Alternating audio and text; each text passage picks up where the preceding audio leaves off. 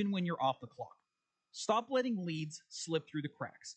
Visit createassistance.ai to book a free call. Or you can call or text 515-500-2224. Again, that's 515-500-2224. We look forward to hearing from you.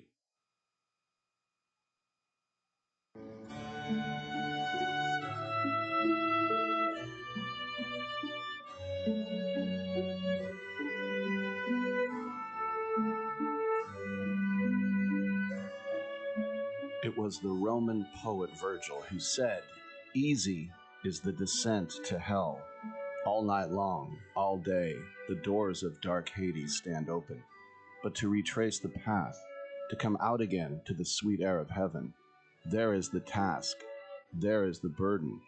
If I cannot move heaven, I will raise hell." We'll talk about that later, but now it's time for Rick Tittle and Titillating Sports on Sports Byline USA. All right, thank you so much, and welcome to Titillating Sports with Rick Tittle. I am your eponymous host. Nice to have you with us, and feel free to listen in or call up as well. That's right, 1-800-878-PLAY. That is the number. 800-878-7529. Football, basketball, baseball, hockey, soccer, golf, tennis, auto racing, boxing, Olympics, scooter, shoulderball, chess, checkers, rugby, cricket, that type of stuff. Let's talk about it on a nationally syndicated basis from sea to shining sea in Canada and Mexico over terrestrial radio, and then lots of other ways to listen to the programming. First and foremost, most proud of the American Forces Radio Network in almost 200 countries around the planet. If you're in the military, you're doing a great job. Stay safe. Come home soon. We're also on the internet at sportsbyline.com. Go there, click listen live. Any emails you want to send to me, you can send those to Count Pimpula at mrhandsome.ca or rick at sportsbyline.com. We have open lines to start the show, and we have the Midsummer Classic tonight, the All-Star Game. We had the Home Run Derby last night. We have the first of the semifinals in the World Cup coming up at noon Pacific between Spain and France. That looks pretty good. Tomorrow, Argentina, England. We'll be joined by a Royal Navy officer for our SailSportTalk.com segment, Captain Adam Ballard. Ben Zobrist, World Series MVP, a good Oakland A during his time. He has written a book called Prepare for the Pressure. And filmmaker Sheldon Candis has a really cool boxing movie based on a documentary in his native Baltimore that was a hit at Tribeca, and Friday will be on Hulu and Disney+. We'll talk to Sheldon. I'm Rick Tittle. We got 3 hours. Let's get it on.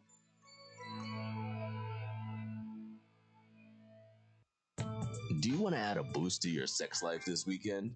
Do you want to make your partner and yourself happy? Then call our special hotline now. We'll sell you those little pills that work below the belt for less than $1 a pill and deliver your package in a few days, just in time for the weekend. Our pill delivers almost the same results as expensive pills for less than $1 a piece, and you don't need a prescription. And ask about their buy 3 get 3 free offer. What are you waiting for? Boost your sex life and have a great time now. Less than $1 a pill, discreet delivery in a few days, and a buy 3 get 3 free offer? Dial this number and save it now. 800-245-2751. 800-245-2751. 800-245-2751. That's 800-245-2751. Paid for by the Pharmacy Shop. I am an American veteran. I'm proud to have served this country. Helping veterans is something all Americans can participate in, and it's as simple as donating an old car that you have sitting around. When you call the Veteran Car Donation Program, they'll explain how their program works, and then arrange a time they can come and pick up your vehicle for free. Running or not, it doesn't matter. They take cars, trucks, motorcycles, or vans. As a veteran, show your support by donating your car and get a tax deduction in the process. Call the Veteran Car Donation Program right now. They'll come and pick your car up for free, and you'll get a tax deduction in the process. Call the number we're about to give you right now. Thank you. And God bless America. 800 887 1097. 800 887 1097. 800 887 1097. That's 800 887 1097. Proceeds support Heroes on the Water. Every champion has a team behind them, and for thousands of families without insurance, Christ Clinic is that team. At Christ Clinic in Katy, Texas, they provide high-quality, faith-based health care to people who can't afford it, because everyone deserves a shot at health, no matter their income or insurance status. Their doctors, volunteers, their mission, rooted in compassion, their impact, over 10,000 patient visits every year and growing. But they can't do it without help from fans like you. If you ever cheered for a comeback story, this is your chance to be a part of one. Donate today at ChristClinicKaty.org and help them keep the doors open for those who need it most. One gift can be the difference between surviving and thriving. Christ Clinic in Katy, where health meets hope and faith goes to work. That's Christ Clinic Katy, spelled Katy.org. Team up with them today.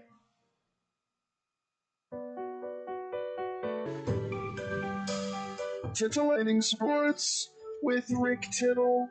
Rick Tittle is a genius, the best show ever. He's so wonderful, genius, the best show ever. He's so wonderful. Titillating Sports with Rick Tittle. Rick Tittle he's so handsome, he's a genius.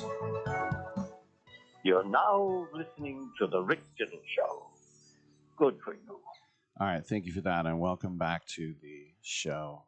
We have our Final Four in soccer, and we will talk about that. We'll also talk about the All-Star Game, as Mel Allen used to call it. Mel Allen was the host of TWIB forever. He was a New York broadcaster. It's This Week in Baseball. The All-Star Game, This Week in Baseball.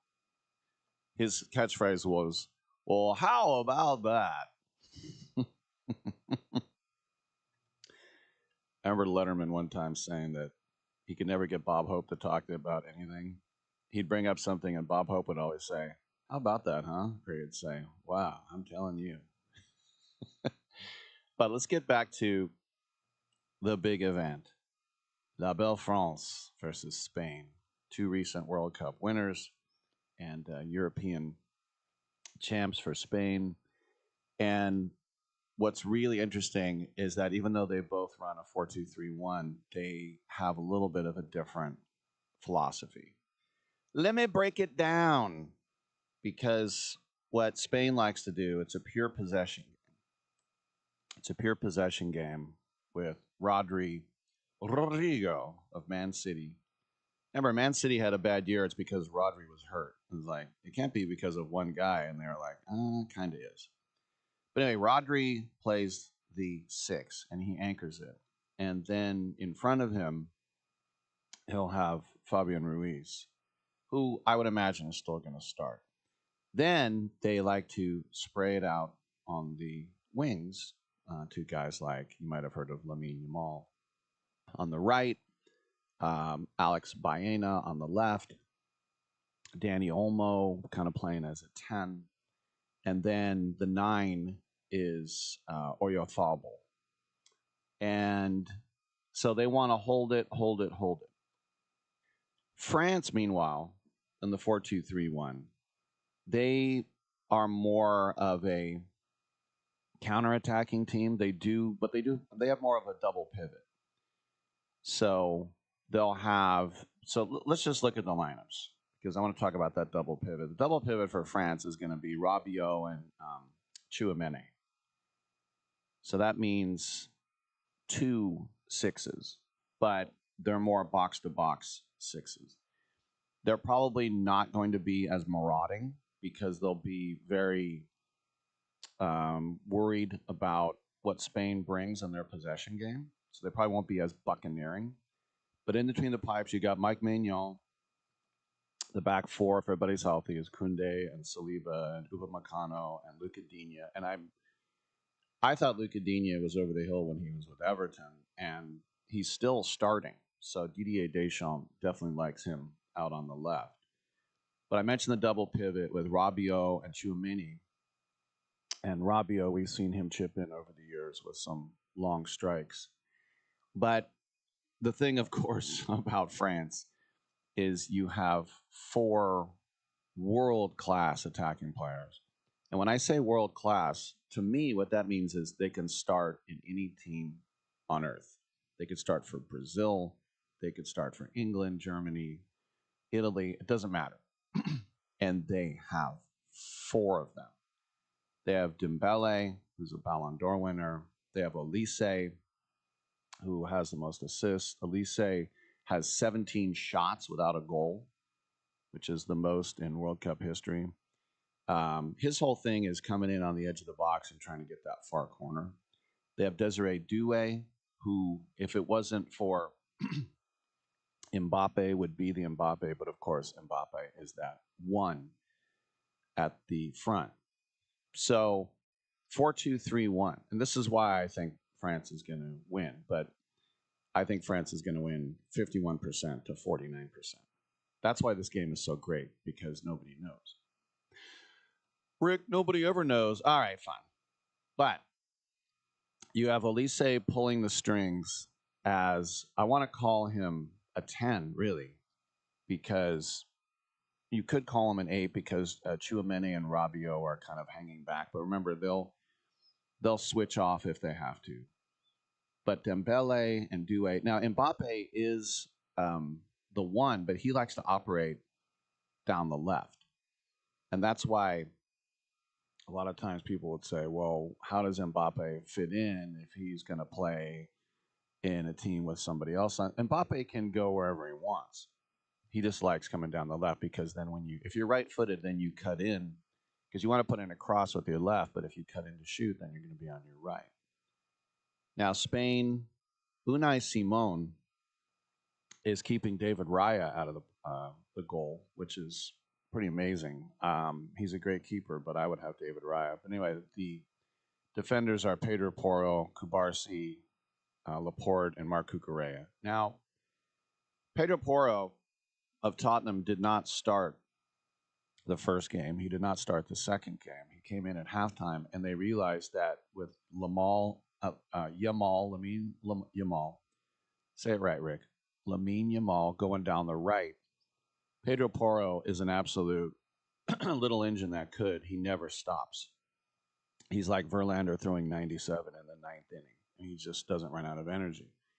And they're like, oh, wow, Porro and Lamal work fantastically well going down the right. Now, down the left is Cucurella, and I'm not a fan of his. I hated him because I hate Chelsea, and he was a Chelsea player. And I don't like looking at him. It's just an aesthetic. I'm sure people don't like looking at me. I'm sick of his hair. I hate Laporte because he scored the only goal in the League Cup final when Tottenham lost to Man City, and he did this ridiculous dance. So I don't hate Spain. I really like Pedro Porro, but I cannot stand Cucurella and Laporte. Rodri he's everything. I don't want to take anything away from him. I do think he's a bit of a whiner, a little bit, but he backs it up. But, I mean, Lamal is great, and it's amazing how Oyarzabal has kept his place, but what he does is he just keeps scoring goals. So how do you take him out of the lineup? So some team is going to score first. I don't think this is going to be 0-0 after 120 minutes and go into pens right away. So the question is, what does the other team do when they go down? And if it's early, they're not going to do anything. No one's going to make a first half substitution. That never happens unless somebody gets hurt. If you are substituted before the half for a tactical issue, that's humiliating. And they're not going to humiliate anybody. Plus, they have belief in all these players because they're all fantastic. But let's say we're on the hour, and now it's 1-0. Now you got to think, all right, well, I've got to put on a more attacking lineup. Now, then the other manager, do I want to keep my shape? Or do I want to go like for like, just for fresh legs? Or do I want to go more defense? do probably the first guy they would pull off would be Dewey, and then they would add in another fullback or another defensive midfielder, which is probably what they would do, and that's probably the smart thing to do as well. It's just a question of how you're going to do it. And like Thomas Tuchel, the England manager, we'll talk more about that game tomorrow with Argentina. He is a mad scientist. The way, like, they were down a goal and he puts in Reece James, it's like, why? But you can't argue with the results. This is why these guys get paid the big bucks. But it's just France and Spain, two amazing heavyweights going at it. And it's not who's going to blink first, because these teams are both going to go at each other. No one's going to just lay around the first 20 minutes. They're going to test each other. They're going to probe, and it should be a barn burner. All right, come on back.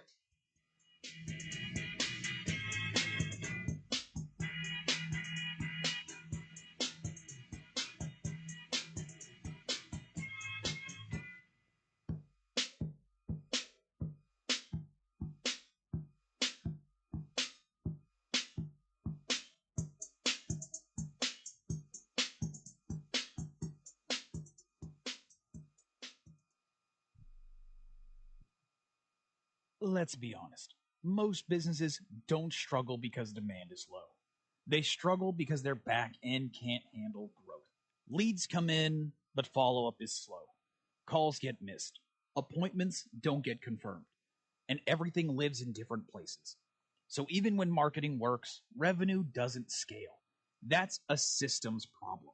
Create Assistance fixes this by building a done-for-you CRM and automation system that captures every lead, follows up automatically, confirms appointments, and keeps everything organized in one place. And only after that foundation is built, AI voice and chat employees get added on. If your business feels chaotic behind the scenes, it's time to fix the back end. Visit createassistance.ai and book your call today. Or you can call or text 515-500-2224. Again, that's 515-500-2224. We look forward to hearing from you. Let's be honest. Most businesses don't struggle because demand is low. They struggle because their back end can't handle growth. Leads come in, but follow-up is slow. Calls get missed. Appointments don't get confirmed. And everything lives in different places. So even when marketing works, revenue doesn't scale. That's a systems problem. Create Assistance fixes this by building a done-for-you CRM and automation system that captures every lead, follows up automatically, confirms appointments, and keeps everything organized in one place. And only after that foundation is built, AI voice and chat employees get added on. If your business feels chaotic behind the scenes, it's time to fix the back end. Visit createassistance.ai and book your call today. Or you can call or text 515-500-2224. Again, that's 515-500-2224. We look forward to hearing from you. Listen, were you forced into getting a solar contract and now you just don't want it anymore? Maybe the solar company misled you. Or is your solar contract buried with hidden fees? Are you not saving the amount of money you thought you would on your energy costs? Don't worry. At the Solar Exit Hotline, we can help you cancel your solar contract, even if the panels are already installed. Our experienced legal team will review your contract and help you cancel it, possibly saving you thousands of dollars. You got to call right now for complete details. So listen, if you're not happy with your solar contract for any reason, we are here to help you cancel it. Call the Solar Exit Hotline now for immediate options to help you exit your solar contract. This call is 100% free. 800-826-4073. 800-826-4073. 800-826-4073. That's 800-826-4073. People ask me, were you must have been the class clown. And I say, no, I wasn't. But I sat beside the class clown and I studied him.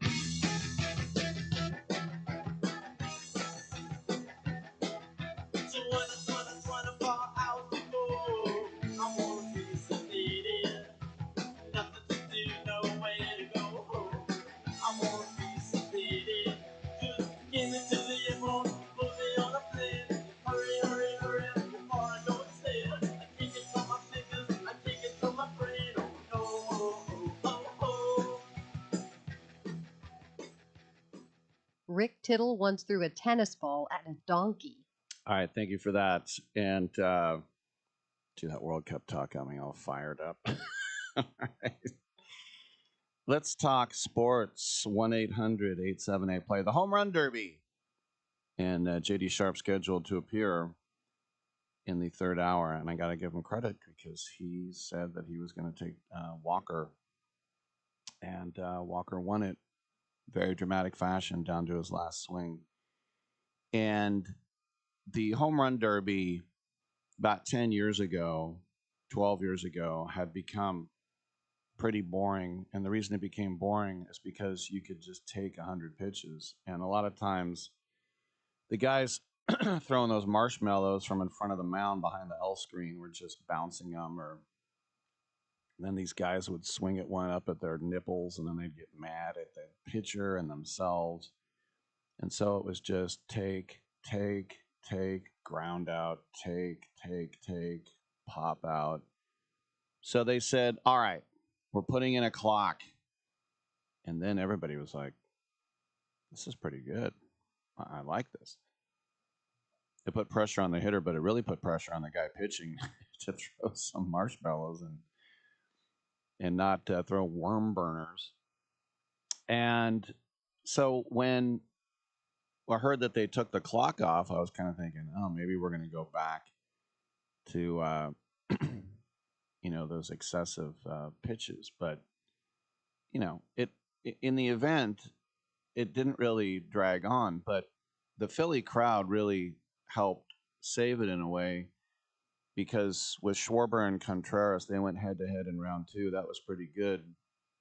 And the crowd was a big reason why, because they were cheering for Schwarber. But when Contreras got to the plate, the crowd was booing the entire time he was up until he'd hit a home run. And then when he didn't hit a home run, an explosion of laughter. And it reminded me of the first year they had the clock at the Great American Shoe Store, Kinney, Great American Ballpark in Cincinnati, where Todd Frazier on the Reds, he won it, and the crowd was going nuts. But when the finals came, the crowd was, of course, still in it. They were electric for Schwarber's entire turn. And he is leading the bigs in jacks right now. And he hit 11 home runs and 15 swings before finally falling short on his 16th swing. And he just kept launching ball after ball after ball. And I always like telling the story when I did shows here with John Baker, who played for the Cubs. He said that when they drafted Schwarber in the first round, I believe out of the University of Indiana, that Schwarber came to, they always bring in the first round pick and he takes BP and then he heads off to the minors. But he kind of was like, hey, kid, put on all the big league gear, go out there for BP, and just have this in the back of your head. Maybe you get to Wrigley one day. We certainly hope. And he said, Baker said that Schwarber showed up and he said, do you know where I can borrow some batting gloves? And, look, I've been in big league clubhouses. They just have stacks of Franklin or whoever batting gloves. You can just use a new pair every game, as they do. And he goes, yeah, here's one. He's like, oh, thanks. And Schwarber went out and raked BP. And then he came back and he gave the gloves to Baker. And he goes, no, you can keep them. He was like, oh, wow, thanks. That's kind of cute now, but yeah, Schwarber is absolutely born to hit. And after he lost, he said, Philly, I just want to thank you guys for all the support. You guys were amazing. And I was trying to represent you guys the best I can. You guys showed out tonight. I can't wait to see you guys tomorrow at the All-Star game. I always add in that I hate showed out. I don't know when that came into the lexicon, but it's definitely there now. To me, that's when the crowd shows up. I guess now the crowd shows up if they paid and they sit there. I guess the crowd can show up and sit on their hands. Be quiet like church. But then when Walker got up, boo, boo, boo. And it was just pretty fun entertainment. And then 6 home runs on his last 6 swings.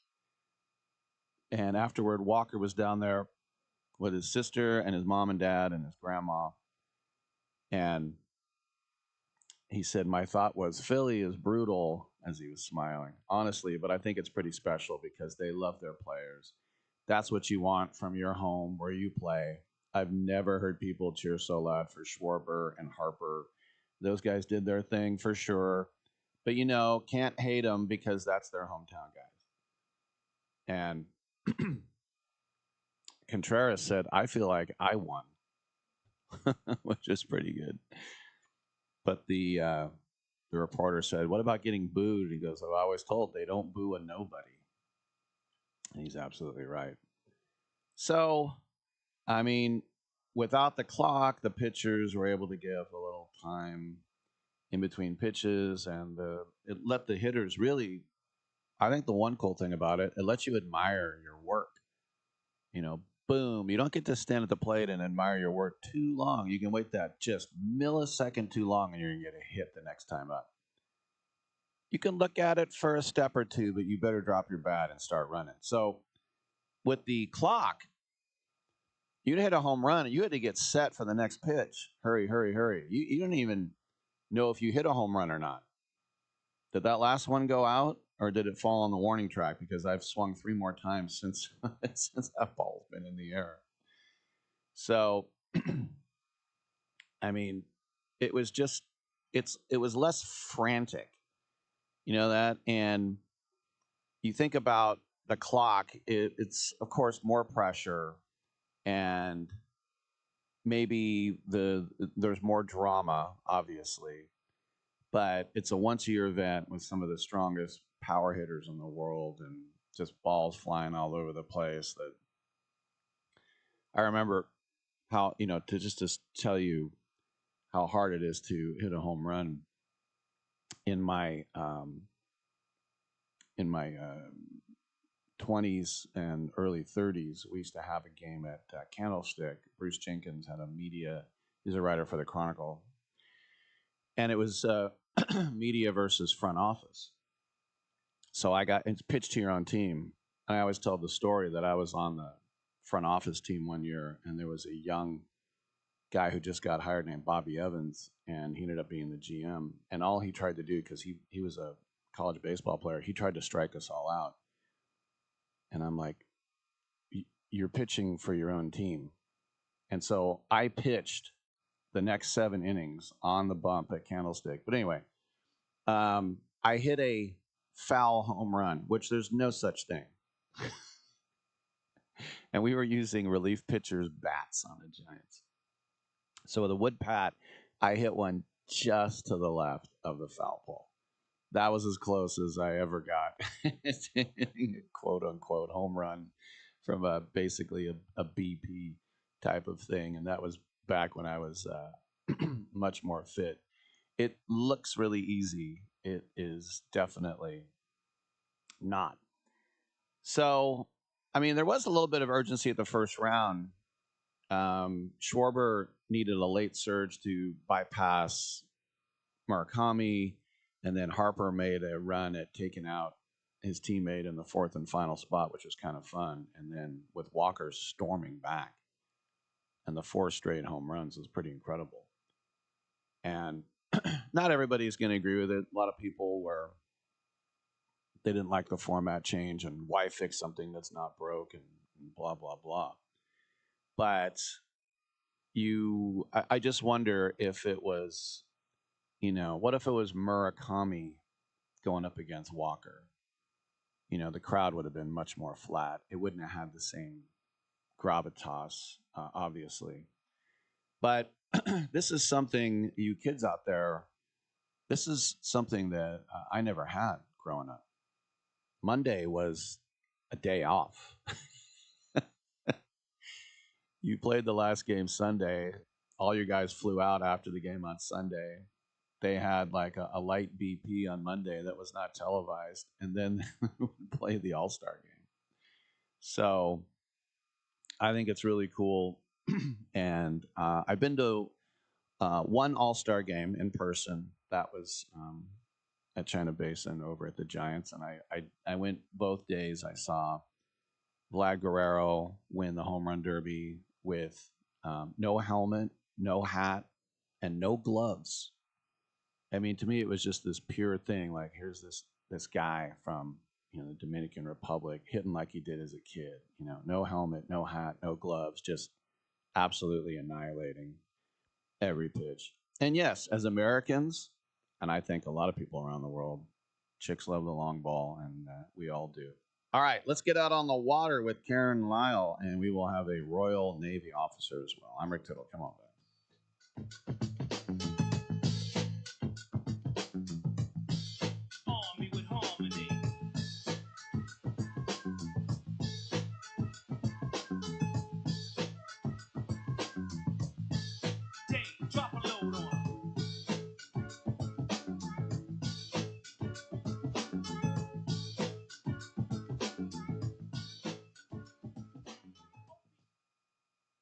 IBM has entered into a multi-year agreement to become the official fan engagement and data analytics partner of Scuderia Ferrari HP, the most renowned Formula One team, starting in 2025.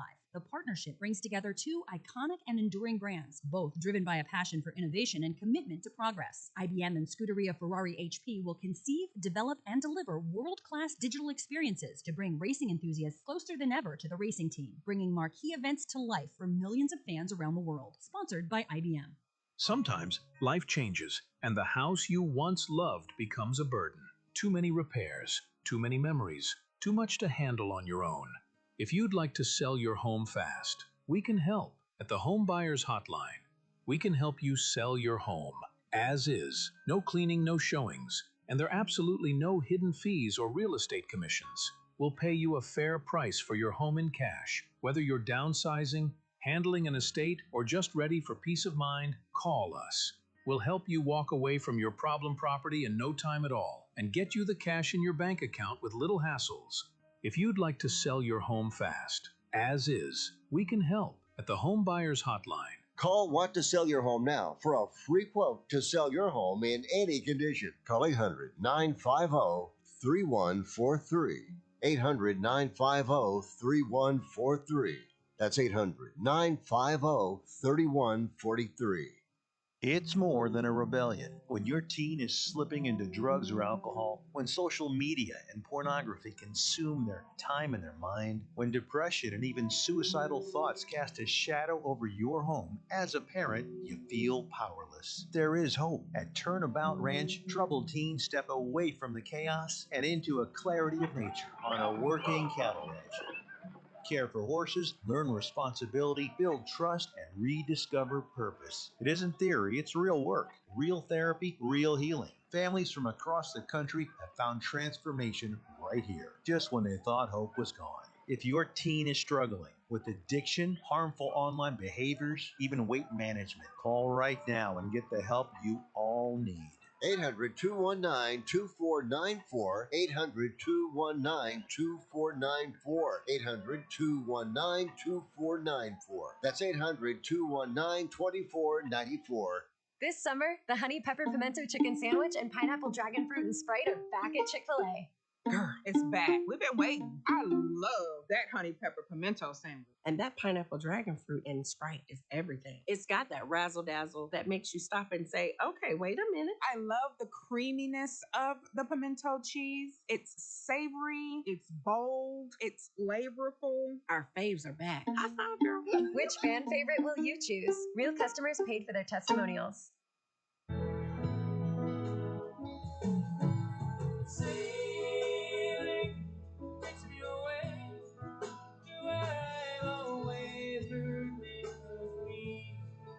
All right, thank you for that. Welcome back to the show. Rick Tittle with you, nationally syndicated out of San Francisco and around the world on the American Forces Radio Network. 9:40 a.m. Pacific Time, Tuesdays, we check in with Karen Lyle from SalesPortTalk.com, who co-hosts this segment with us. Karen, how are you? I'm doing great. So I'm talking to you from sunny, warm London. All right, and we do have a guest with us. It is Royal Navy Captain Adam Ballard, and he's here to talk about his participation in the Round the Island race. Of course, this is going around the Isle of Wight through the Solent, past Portsmouth, and a little bit higher up is Southampton, and then you come around the west side, and Bournemouth is over there as well. Captain, welcome to the show, and a long and prestigious career with the Royal Navy. When you're out there sailing around the Isle of Wight, do you have that like Lord Nelson DNA in your veins? Well, ahoy there, shipmates. Yeah, of course. You know what? I grew up sailing, and it's always been a passion of mine to be on the water.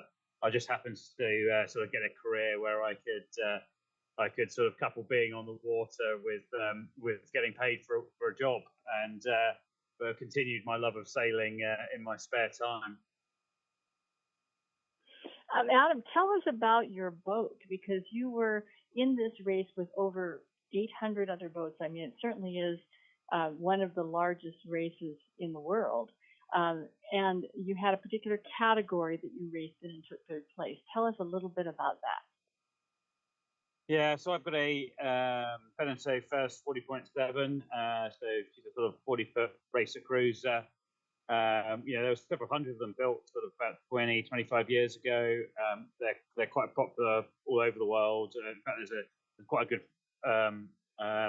fleet in the Great Lakes over on your side of the pond, and on the East Coast. So they're great boats to have a good race in. And we were competing in the IRC division. We're lucky enough to be one of the bigger boats that go off in the first start. There's a lot bigger boats that go with us. You know, the biggest boat there was a Volvo Ocean 70. Pace, they had the quickest time around the island this year. But we set off with those guys at 7 o'clock on Saturday morning, and did the 50-mile race. And in our subdivision IRC 1C, we got third place, which was a pretty spectacular result for us. Captain, could you tell us a little bit about cows? Because we always hear the thing, Queen Victoria didn't like horses, she liked cows. And her grandson, the Kaiser Wilhelm, wore the wrong shoes at cows, and they laughed at him, and he started World War I. So what about all that and the tradition of cows? I mean, Cowes is an amazing place. That whole sailing scene has grown there for hundreds of years. You know, Round the Island race is on that same patch of water where the first America's Cup was raced, 175 years ago. The Round the Island race itself is 95 this year, so we're not far off its centenary. So it's an area that is steeped with sort of sailing tradition, from the Royal Yacht Squadron, as one of the oldest sailing clubs in the UK, through to some newer clubs with from fantastic classic boats there racing in events like Cowes Classic Week, through to the most cutting edge of boats now racing on the Salem. We've got Sail GP arriving down here next weekend, or weekend after this. So we're really looking forward to that. So Adam and because we know each other, I'm calling you Adam on the air, but it is Captain Ballard. What is, just take us for a moment on the boat. You're on the race. What is the wind like? What's the weather? How are you feeling? What is the sensation of actually sailing in this race? What was it like for you? Yeah, it was pretty intense. I actually had a heart rate monitor on my watch, and I felt a couple of sort of adrenaline sort of moments, and looked at my heart rate later, and I was like, oh yeah, I had some pretty big spikes in my heart rate as it gets quite intense. The start of the race is always quite crazy. You've got hundreds of boats flooding out of Cowes, getting ready for their starts, and the starts run from about 7 o'clock, and every 10 minutes there's another batch of boats going off. So in our start there was probably 100 or so boats, and all crowding in on the Royal Yacht Squadron line, all trying to get the best position in the tide, and trying to get clear air. So you get pretty close, and everyone's moving, some pretty big boats moving at quite some speed, so it gets quite intense. This year was a bit of an odd one. We're used to prevailing southwesterly winds in the UK at this time of year, but we had a northeasterly.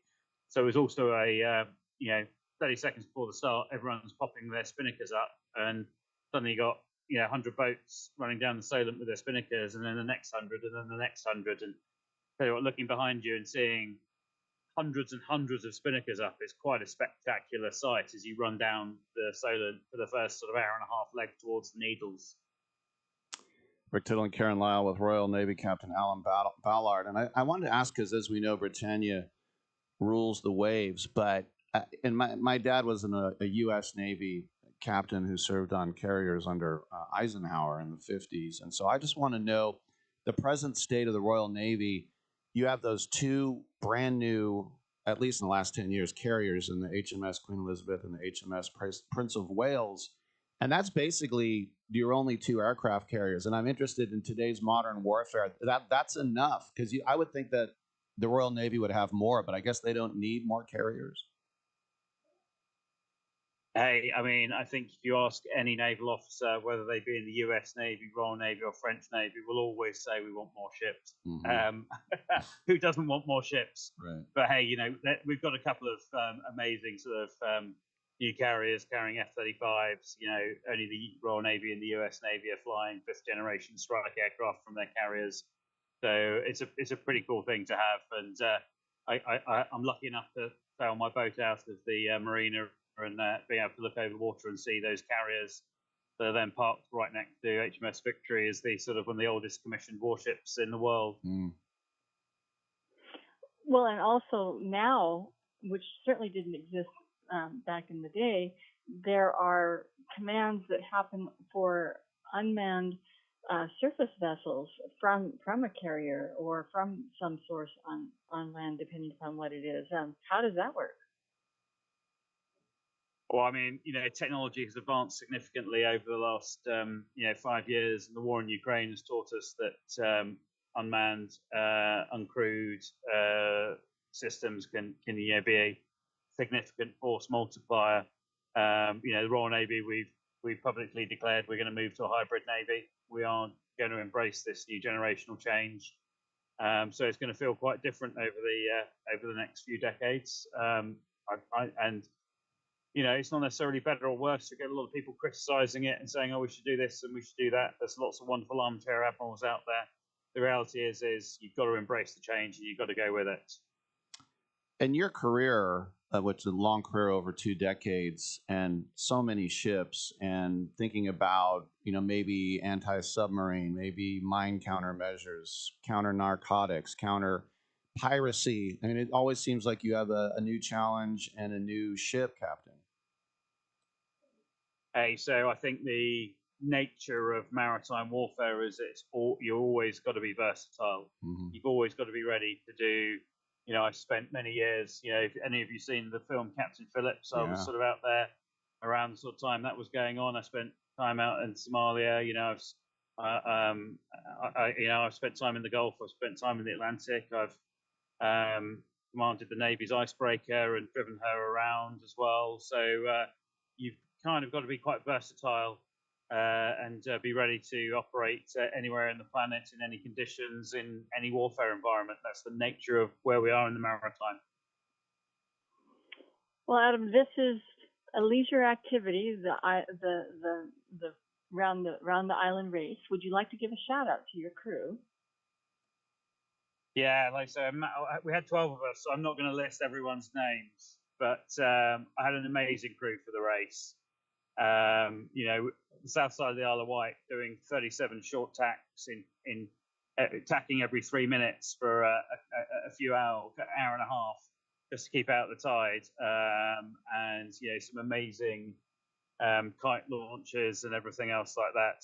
So it's a team sport, and I couldn't have done it without them. It was amazing. Thanks, crew. Just one more question for you, and that is, as a history buff as I am, and I love the Imperial War Museum in Lambeth, and then going over to Greenwich and seeing the Cutty Sark, and at the National Maritime Museum they have the actual uniform that Lord Nelson was wearing when that sniper killed him at Trafalgar, or mortally wounded, I should say. So for you, when you think about, I kind of asked you in the beginning, but just the heritage of what Britain was able to do as a tiny little island country, but with the naval might to build the empire they have. I mean, what is maybe one of your favorite little anecdotes as your time on the water? Do you know, that's a really good question. I think one of the most amazing things is how much of the English language now arises from words that were part of that Nelsonian navy. Things like taken aback, 3 square meals a day, or not enough room to swing a cat. Mm-hmm. All of those things that are just normal in our language Hit the are deck. all part of that. Yeah, and it's just part of under the weather. Yeah. Feeling a bit ill. They're all part of under the weather is living under the weather deck. Where the sick bay was. So that's what I think. What I love about it is that heritage just lives on, but we don't even notice it day to day. It's amazing. Yeah, stow it, right? Yeah, stow it. All right, we've been speaking with Captain Adam Ballard, talking about the Round the Island race for the Isle of Wight there, just south of Hampshire in England. Thank you so much for your time, Captain. Thank you. It's been a pleasure. And Thank you, Adam. Karen, once again, good guess. I always nerd out on these with my history stuff, so good guess. Oh, I bring you people so that we can all listen to you nerding out with me about sailing from some different perspective, yours and mine. All right, and people go to sailsporttalk.com for a lot more content as well. Karen, have a good time over there. We'll talk to you soon. Okay. All right, that's Karen Lyle. I'm Rick Tittle. We'll take a quick break. We will come on back.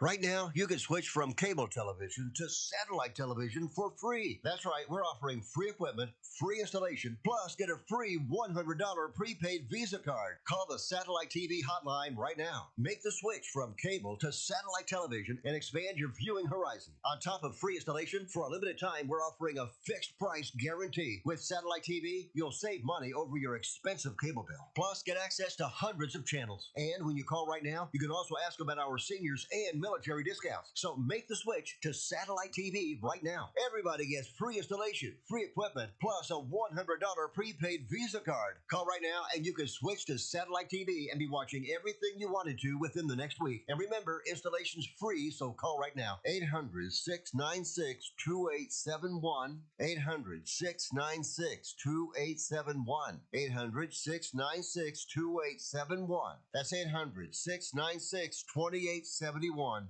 This important consumer alert is from the Credit Repair Hotline, a national service designed to help people improve their credit scores. Are you paying high interest rates because of your credit rating? Wouldn't you like to be able to qualify for a better car loan or mortgage rate? Would lower monthly payments give you more financial flexibility? If you're finally ready to fix your credit problem, you need to call today and get a free consultation from the Credit Repair Hotline. In one fast and easy call, we can pull your credit rating and show you real solutions how to improve your credit. And again, this is part of a 100% free consultation.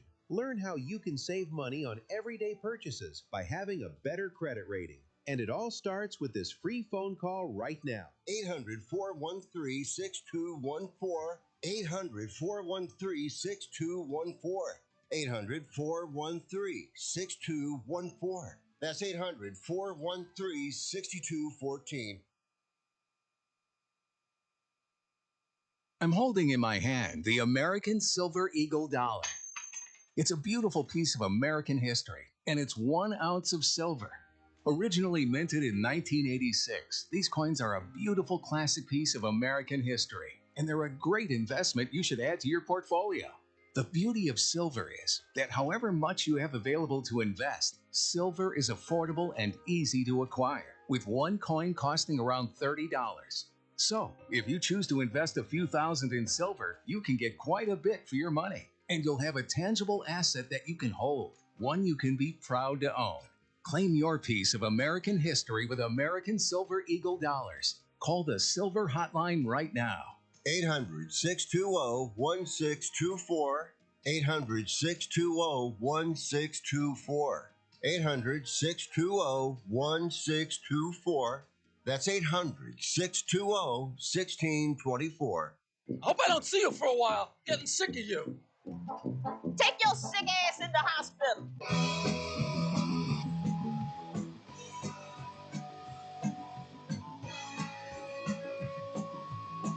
I don't want to walk around with them. I don't want to walk around with them. I don't want to walk around with them. I don't want to walk around with them. I don't want to walk around with them. I don't want to walk around with them. Rick Tittle can usually be found at He Baby Mama House. All right, thank you for that. That was cool hearing about our lexicon. I always think it's funny how many baseball terms they say in England. Step up to the plate, all these different 3 outs. That's out of left field. They have all these. They don't even know their baseball terms. But yes, it's like the Marines too. Everything is nautical. It's not the bathroom. It's the head. It's not the wall. It's the bulkhead. It's not the floor. It's the deck. It goes on and on. But as I mentioned, Horatio Nelson, who is the most famous Englishman that's ever lived, he is the biggest hero in the history of Britain. You go to Trafalgar Square and you can see Nelson's column. But if you, as I have, done a deep dive on him, and the bravery of this guy, who wasn't that big, was just astounding. Lost an eye, lost an arm, finally mortally wounded at Trafalgar. But you got to remember that the officers stood on the quarterdeck. If you were a seaman, you could lay on the deck and dive. That was ungentlemanly. It's just like these stupid things like standing fast in the ranks where the guy is on a little pipe, and you just walk and stand there and get shot. That was like what you did. So if you were an officer, you were never allowed to take cover. But going into Copenhagen and blowing up all the Danish ships because they were afraid the French would get them. Trafalgar, of course, was huge, but the biggest one. Trafalgar was huge because they defeated the Spanish and French fleets together. But it was the Battle of the Nile where you didn't know where they were, so they land. They're chasing the French fleet in the Med. They go to Alexandria. No French here. They turn around. They go back to Malta. Then the French are there. Then they go back again, and they come around the corner there, and there's the entire French fleet basically up against the coast, and they went in behind them. So just an absolute two ships were able to escape. Otherwise, the entire French fleet was sunk, and it took Napoleon a year. Well, he was able to get back real quick, but it took his troops a year to get home because they had no ships for him. They had to walk back from Egypt to France. He's the most astounding guy. But yeah, you can ask any British historian. He is the #1 hero in the history of Britain. And with that, let's talk All-Star Game and World Cup. This is a sports talk show, in theory. I'm Rick Tittle. Come on back on Sports Spot.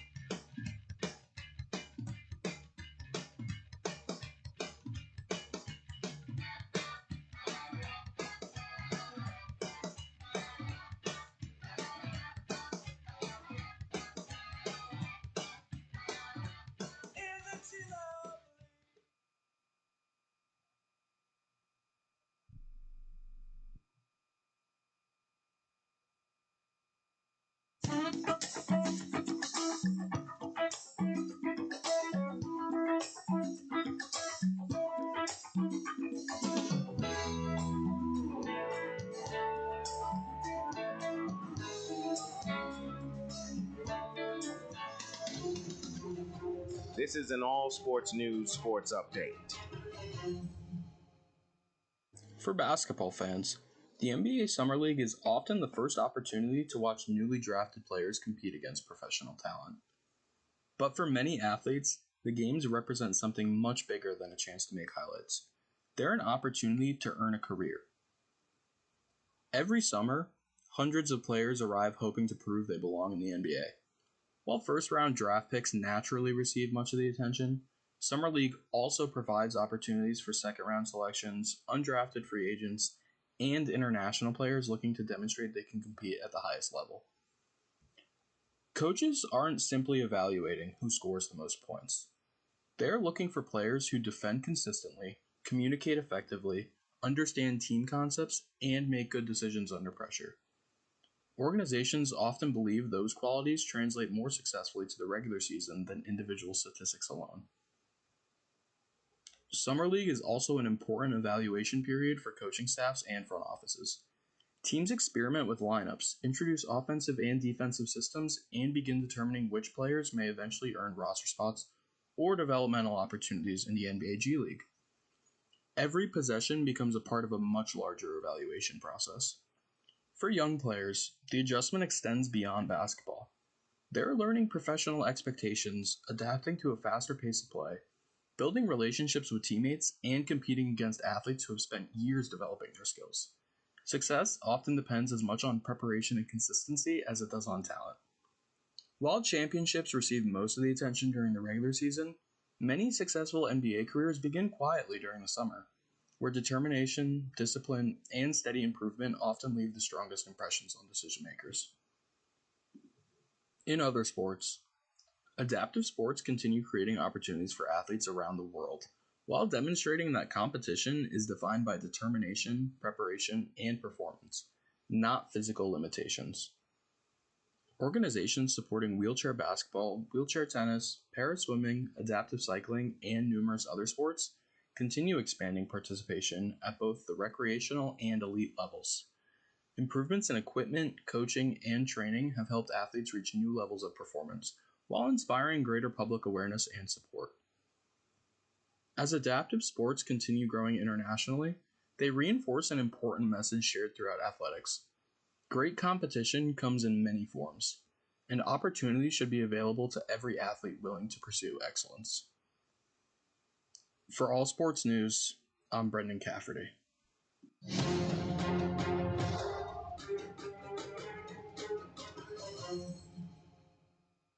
If you're losing calls, missing leads, or spending too much time chasing customers, this message is for you. Create Assistance helps businesses answer every call, text, and message 24/7 using AI employees without hiring more staff. We handle bookings, follow-ups, reminders, and customer communication all inside one simple system built for small businesses. Stop losing opportunities after hours. Visit createassistance.ai and book a quick call today. We look forward to hearing from you. Have you been daydreaming about losing weight for years? Do you just yo-yo back and forth? At Innovative Wellness Center, we have a holistic weight loss program that allows you to lose up to 20 pounds in 30 days. People are losing weight like crazy and keeping it off. It can be done from anywhere in the United States. Go to our website at www.innovativewellness.center and schedule your complimentary consultation today. Getting together with friends to watch the game? Then you'll need American Premium Vodka. Handcrafted and pure, this is the one thing all Americans can agree on. Founder Mark Gus Scott chose the finest natural elements America has to offer, and you'll taste how great it is to be an American.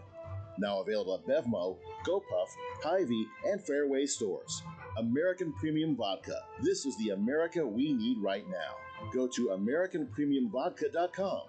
Celebrate responsibly.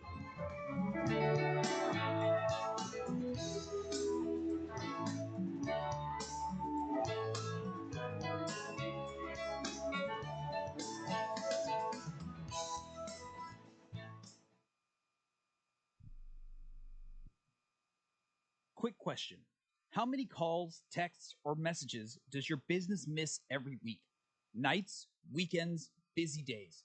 That's lost money. Create Assistance helps businesses fix that problem using AI employees that answer calls, respond to texts, book appointments, and follow up with leads 24/7 automatically. No extra staff, no complicated software.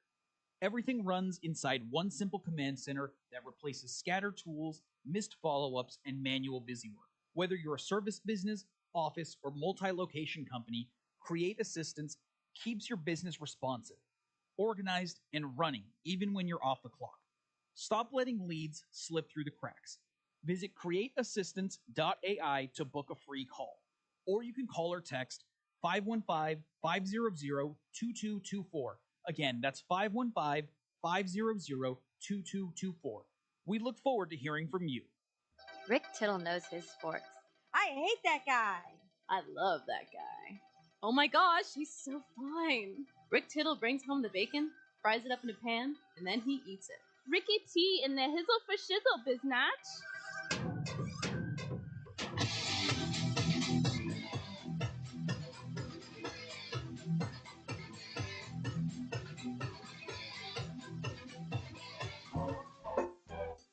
Thank you for that. Welcome back to the show. You know, if you look at stats, French, Mbappe leaves in goals, Elise in assists, Barcola in dribbling, Dembele and crosses. Spain, it's Oyarzabal in goals, Cucurella in assists, key passes from Porro, successful dribbles from Yamal, chances created, Baena. If you look at England, goals, Kane and Bellingham have the most. Assists, Gordon and Soccer tied, key passes, Rice, successful dribbles, Gordon. Argentina, goals, Messi. Assists, Messi. Key passes, Messi. Successful dribbles, Messi. Chances created, Messi. Accurate crosses, Messi. If you ever wonder what type of effect that guy has on the team, that's why I said it was funny yesterday. Somebody asked me, what's wrong with Messi? All right. Anyway, Jordan Walker, I was mentioning the home run derby. The other thing I failed to throw in was that by winning, he got $1 million. Remember, he used to get a car, and Mike Trout's mom ran on the field and goes, "You want the truck or the Mustang?" And she's like, "I want the truck." But he got $1 million. His salary this year is $800,000. So, you know, they always say, well, what's the incentive? Well, these guys are competitors. They do it for free on national TV in a crowded stadium, right? But that's more, as I said, $800,000 salary, and then he wins $1 million. So Shohei Ohtani can drop $1 million out of his wallet and not miss it. This is a big deal. So I think that's also extra cool for a guy like that who's not a household name. If you love baseball, you know him, but he's not a big name yet. And to get that mill is pretty dang awesome. All right, 1-800-878-PLAY. Coming up after the break, we will check in with our good friend Bruce Marshall. We'll also have Ben Zobrist at 10:40, as he's written a book called Prepare for the Pressure. And the O and 4 has a line through it, like it's Danish. Seinfeld hates the O with the line through it. I might have to ask him about that. All right, come on back.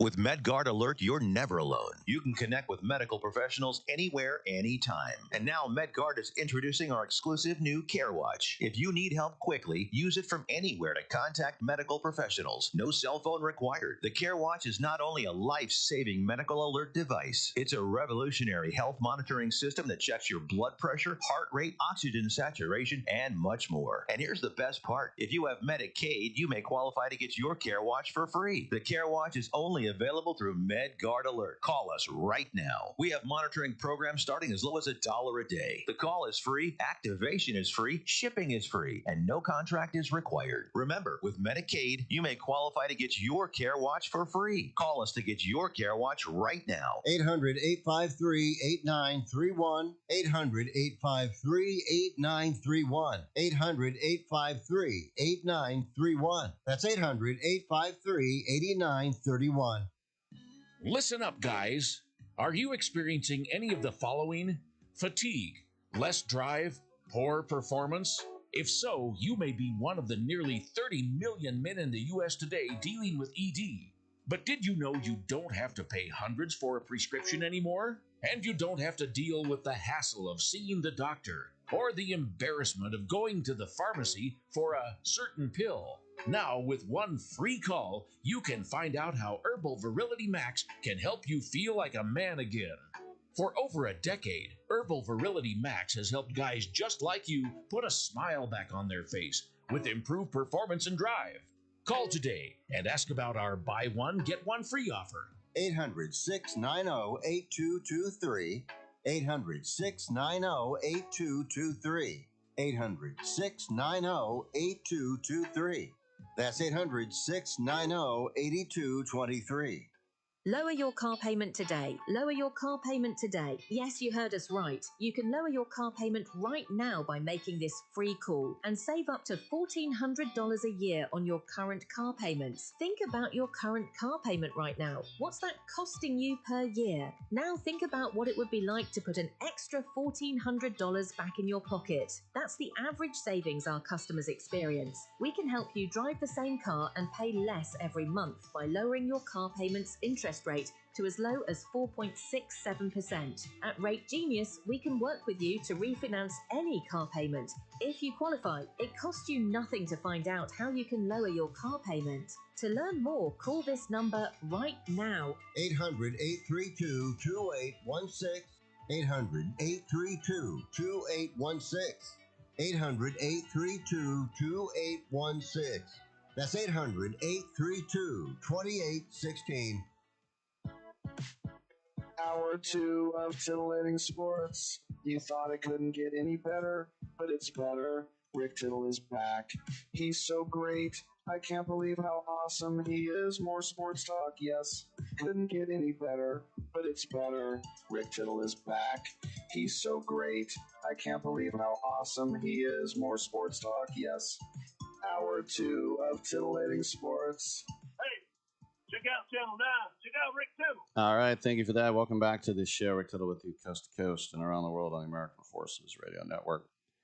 I'm a soccer lifer. I love talking soccer. This is why I bring in a fellow soccer lifer, my man Bruce Marshall, professional prognosticator for many decades. That's because he gets the results and representing the Gold Sheet and other such things, which we will get to. But of course, we have our semifinalists, and coming up in less than 2 hours in Dallas, we'll have our first semifinal between France and Spain.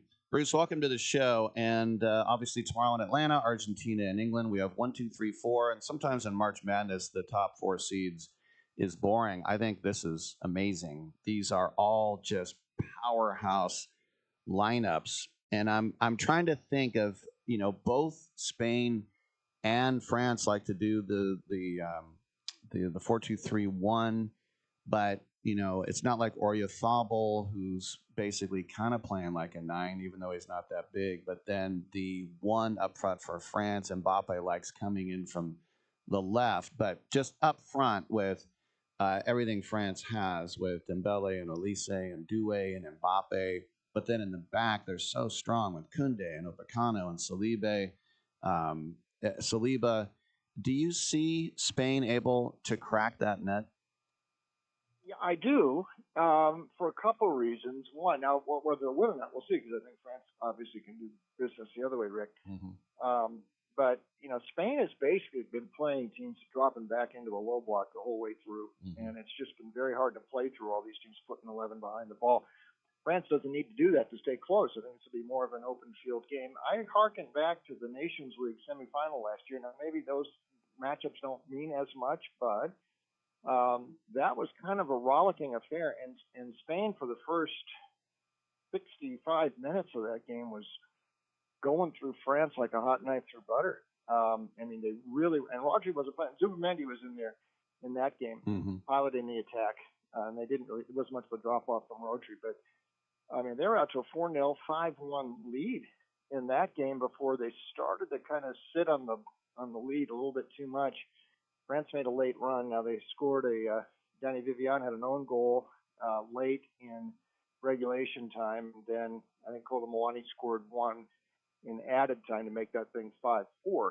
But Spain found room to roll, and much the same lineups as we saw, as we're seeing in the World Cup this year that we saw last year in the Nations League, 2 years ago in the Euros too. Don't forget, it was a semi-final matchup, and Spain fell behind 1-0 really quick. I think it was Colomboani again who scored the early goal, but by 25 minutes, Spain was ahead and saw that game out. Their strength is going to be the possession game and keeping the ball away from France, which is one of the reasons I think Spain's defensive record has been so good in the World Cup. They just have possession of the ball so much.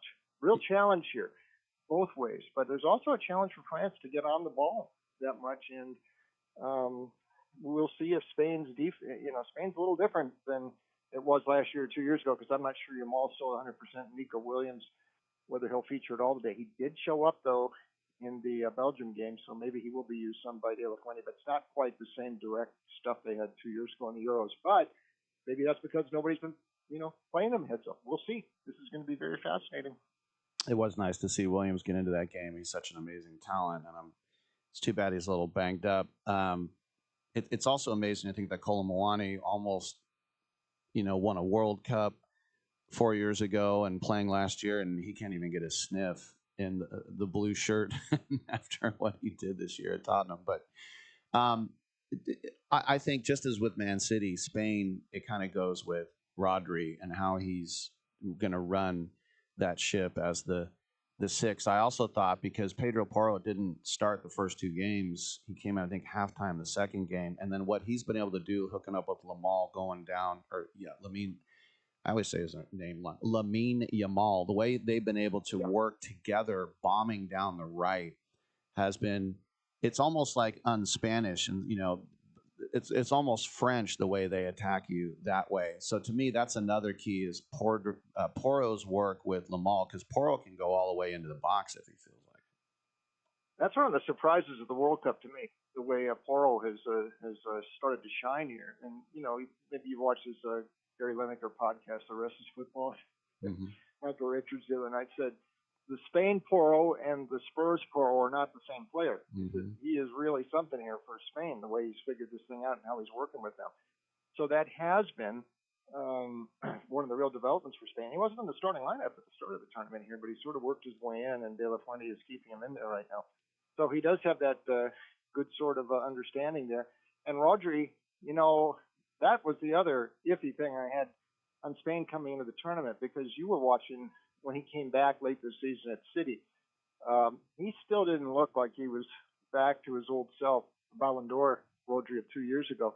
That's a serious knee injury he had. It took him a long time to recover. And even at the start of the tournament, I didn't think he was playing with that old zip yet, but he seems like he's played his way into this and it's looking more like the Rodri of old. I mean, he really has run these last couple of games for Spain. Tough to get the ball off him. If he's close to 100%, that is a big plus for Spain. All right, tomorrow, England, Argentina, and this World Cup will have been the hardest fought because it's the longest. You have the extra games. These players have been away from their families a month and a half minimum if they get to that point, or at least away from their home bedrooms. And so you think about Argentina and what Messi has been able to do and whether they get calls from the refs or not. I'm not concerned about that. But England, at least 3 times, it looked like maybe it was over. And the resilience of that team, and especially how Bellingham and Kane are playing right now, it almost feels like they're the team of destiny. And you and I probably both watched live that Hand of God goal in '86.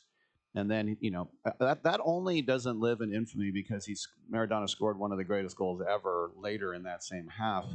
But revenge for the Hand of God, it's coming home. England gets to the final or not, Bruce? I think so, and maybe it is revenge for Hand of God, although, the Falklands War was a couple of years before that, so maybe that was Argentina's revenge. These teams played a quarterfinal in 1966, when I think there was the first sending off in a knockout phase game, and Argentina was mad about that. England won 1-0. So they have met before, but now here we are in the semifinal. They have shown me some resilience here because it looked like the Congo match, that was real trouble, and they found their way back into that to survive that Mexico, the cauldron down there in Mexico City, and the way they had to do it and hold on with 10 men, the changes that Tuchel made. And then even the Norway match, which, England's come under some criticism, but I just think the standard is so high if they don't steamroll everybody, the English press seems to get on them. I think Tuchel knows how to push Bellingham's buttons, and whether Bellingham probably realizes this, but, it's tough love, and Tuchel knows to get the best out of Bellingham is to kind of get him mad and not praise him too much publicly. And he's been more of a difference than Kane. I would like to think Declan Rice is going to be okay in this game because he's been kind of sick, and we know that Tuchel had to pull him off in the quarterfinal. He means a lot to this team too, but I think they've got depth and pace, and I just haven't been that impressed with Argentina. I think they got a huge break, and obviously in the Switzerland game, and they got a break at the start because Zombie didn't play for Switzerland. I think if he's in there, Switzerland probably wins that game. And they looked on their way to winning that game to me. They had taken complete control until Embolo got the second yellow. Mistaken identity. Yeah, I mean, there's VAR again. Whether I sort of agree with Yakin. You know, that didn't require. They shouldn't have got a yellow in the first place. Whatever. Yeah. But they haven't impressed me that much. The only one thing that's impressed me, obviously, besides Messi, you know what Alvarez can do. We saw the winning goal against Switzerland. But Scaloni's got this team pretty disciplined, and they are organized awfully well. So he's kind of an underrated coach. But I kind of think England's going to avenge the hand of God, get to a final for the first time since '66. We will see.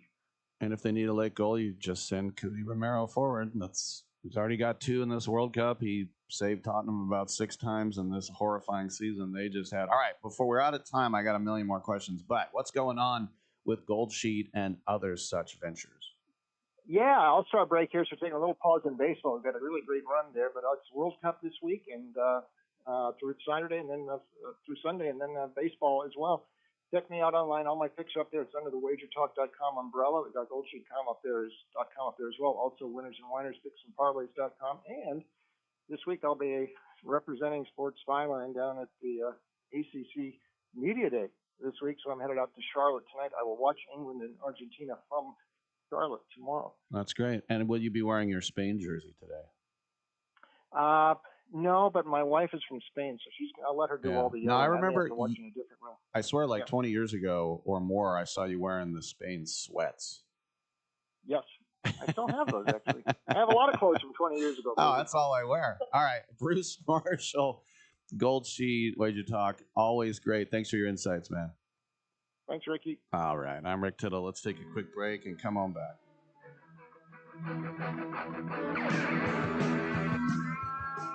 Regrets, I've had a few, but then again, to give to mention, I did what I had to do, I saw it through, was nothing new, yeah.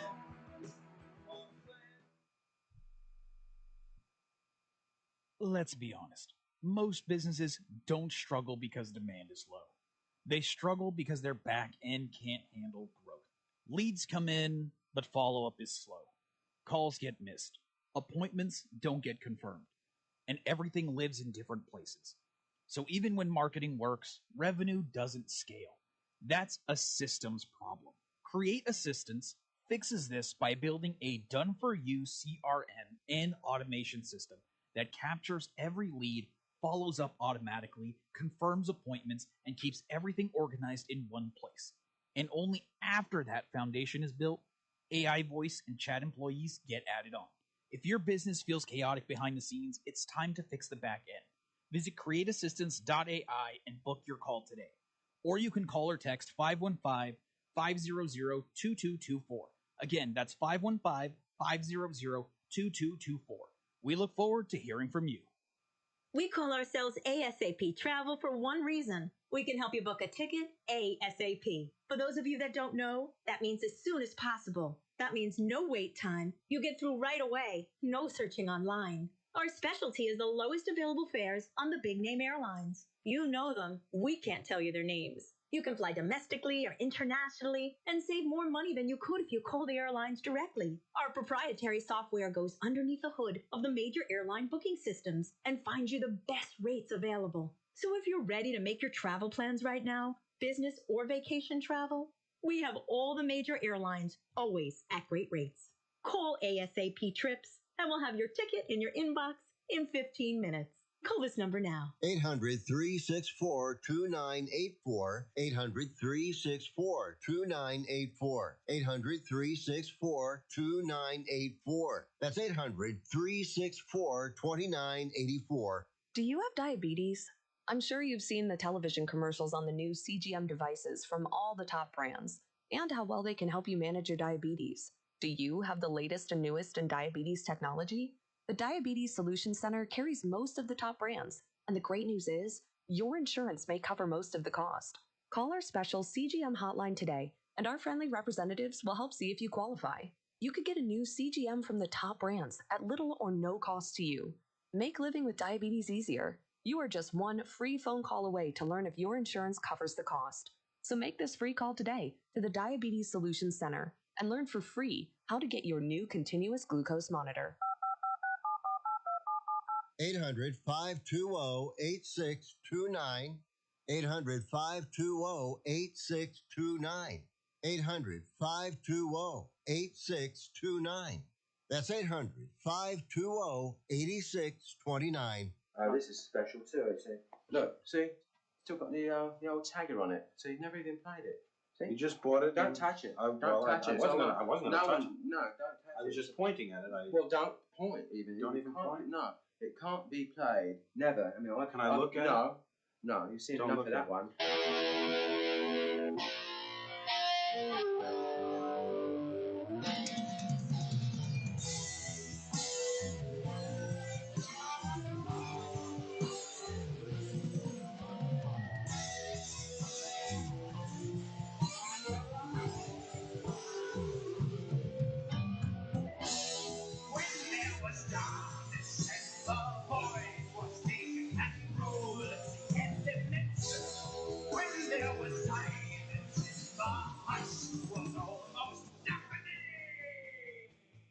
I'm so disgusted by Rick Tittle that I find him very intoxicating. All right, thank you for that. And coming up in the next segment, World Series most valuable player Ben Zobrist will join us. And it's interesting over the years because when he was on the A's was when I was doing the pre and post game shows, and he was a guy who after high school was done with baseball for the rest of his life. He never had any scout look at him. He graduated from high school, and then that was it. And then his high school coach said, there's a little, summer showcase, and scouts will be coming, and it's $50. And he's like, $50, just throwing it away. And so he paid his $50, and Olivet Nazarene University in Bourbonnais, Illinois, offered him a scholarship. And that was it. He got really good, and then he transferred to a bigger school, Dallas Baptist.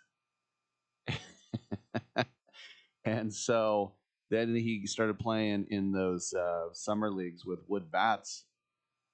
And he was the MVP, I think, of the Northwoods League, because you usually think of the Cape or maybe Alaska. But Northwoods is a one in Wisconsin. And then he ended up a 6th-round pick of the Astros.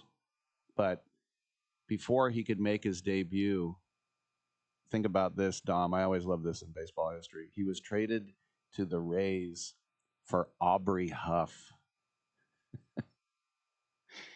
Aubrey Huff now, if you don't know who Aubrey Huff is, and I don't look, I looked a couple of years ago, but he goes on Twitter and just tries to say the most horrific, sexist, like I think even MAGA diehards look at it and go, oh, jeez.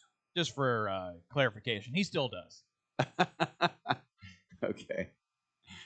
And I don't mind saying this because I used to work with Aubrey, not directly, but we were on the air at the same couple of years on 95.7, and so I would just see him at company functions, or we had a once a month we had a meeting where everybody would come in, And he was like, "Hey, how's it going, Rick?" I'm like, "Hey." I mean, he was cool with me. It's funny because I was sort of the older statesman there.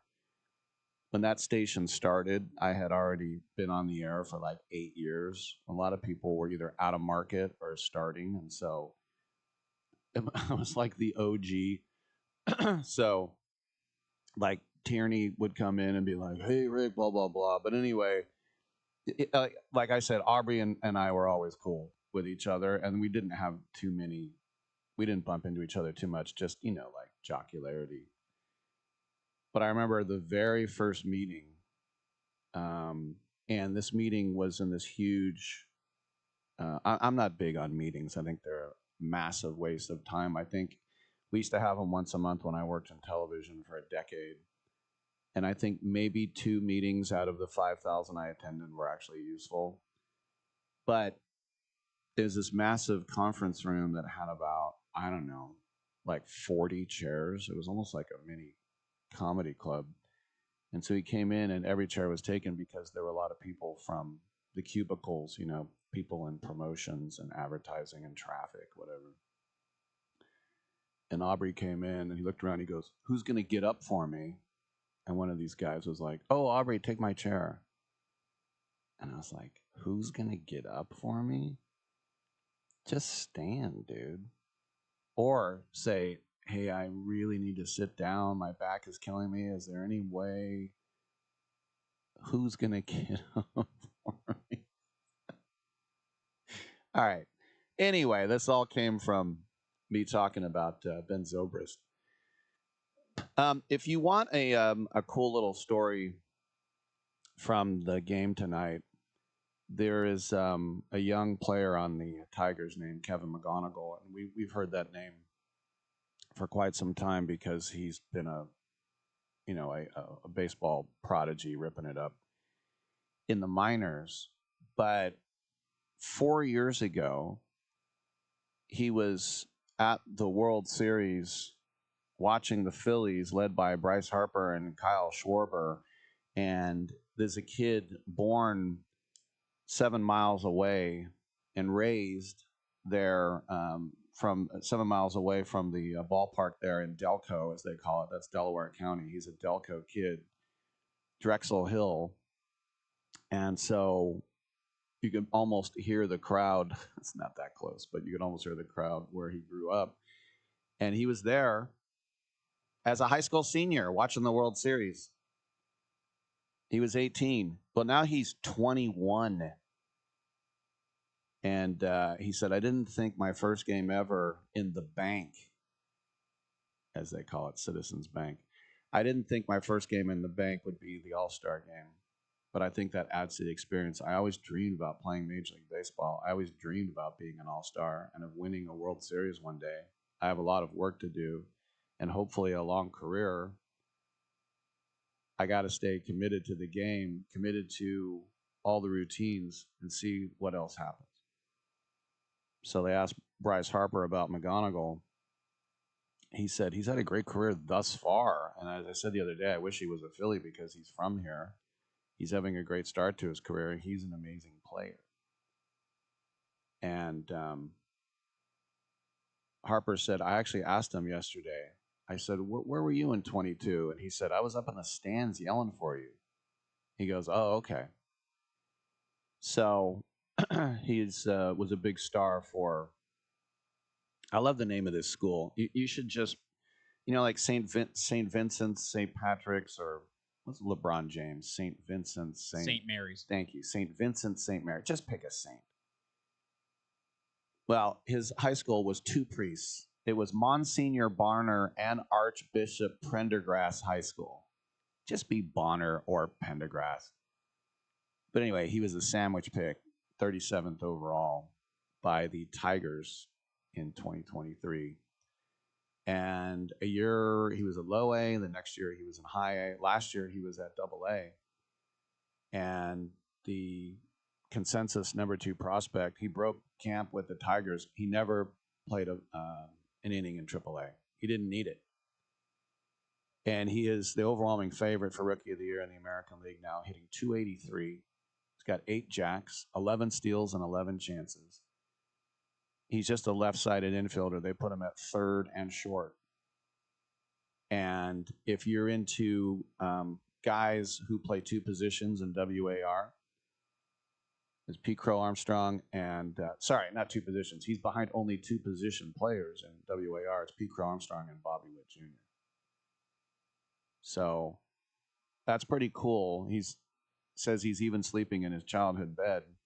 And he says, I have 35 people coming. It's going to be a really cool experience for them, for me as well, but for them here supporting me and taking the whole experience in with me is really something special. It's surreal. Hasn't really hit me yet. Has not hit me. So that's kind of a cool story as well. And, you know, as they say in sports, if you're good enough, you're old enough.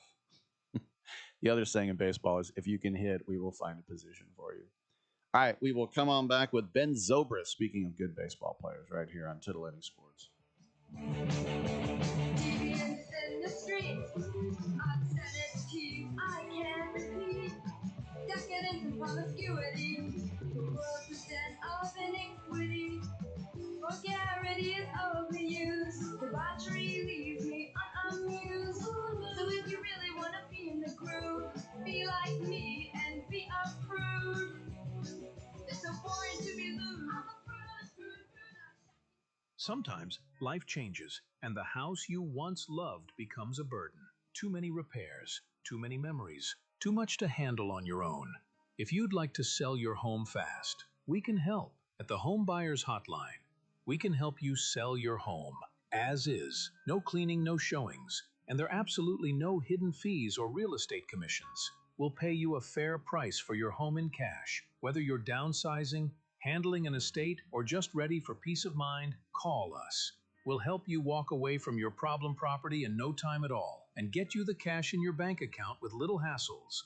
If you'd like to sell your home fast, as is, we can help at the Home Buyers Hotline. Call Want to Sell Your Home now for a free quote to sell your home in any condition. Call 800-950-3143. 800-950-3143. That's 800-950-3143. I am an American veteran. I'm proud to have served this country. Helping veterans is something all Americans can participate in, and it's as simple as donating an old car that you have sitting around. When you call the Veteran Car Donation Program, they'll explain how their program works, and then arrange a time they can come and pick up your vehicle for free. Running or not, it doesn't matter. They take cars, trucks, motorcycles, or vans. As a veteran, show your support by donating your car and get a tax deduction in the process. Call the Veteran Car Donation Program right now. They'll come and pick your car up for free, and you'll get a tax deduction in the process. Call the number we're about to give you right now. Thank you, and God bless America. 800-887-1097. 800-887-1097. 800-887-1097. That's 800-887-1097. Proceeds support Heroes on the Water.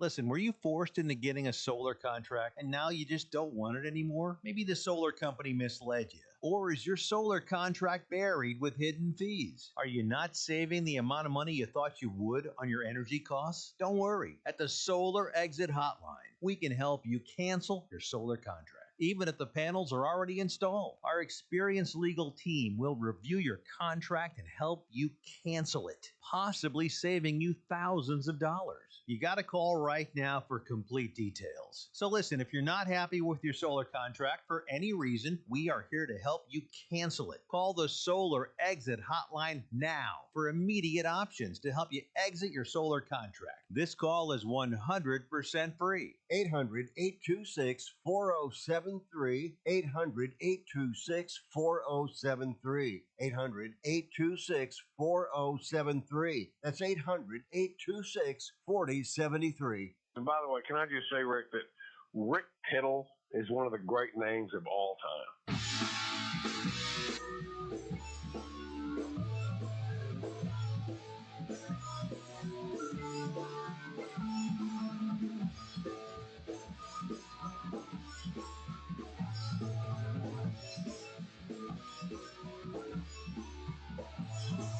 People go nowhere, seeking for a ride.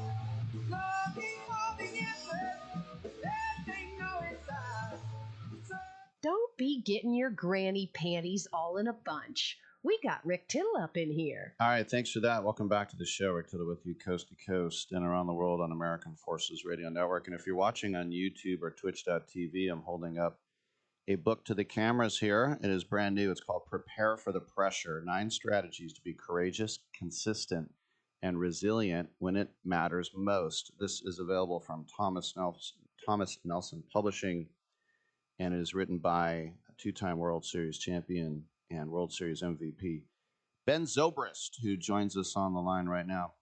Ben, welcome to the show. And I was doing the A's pre- and post-game shows on the weekend in 95.7 when you were with the A's. And I remember when I say we got you and you hit a home run in your first at-bat. And then, like, right after that, you were out like a month and a half because you did your knee. But when you think about your short time in Oakland and those Bernie lean fun times at the Coliseum, what were those days like? And then also, does it kind of break your heart that those days are over for the fans?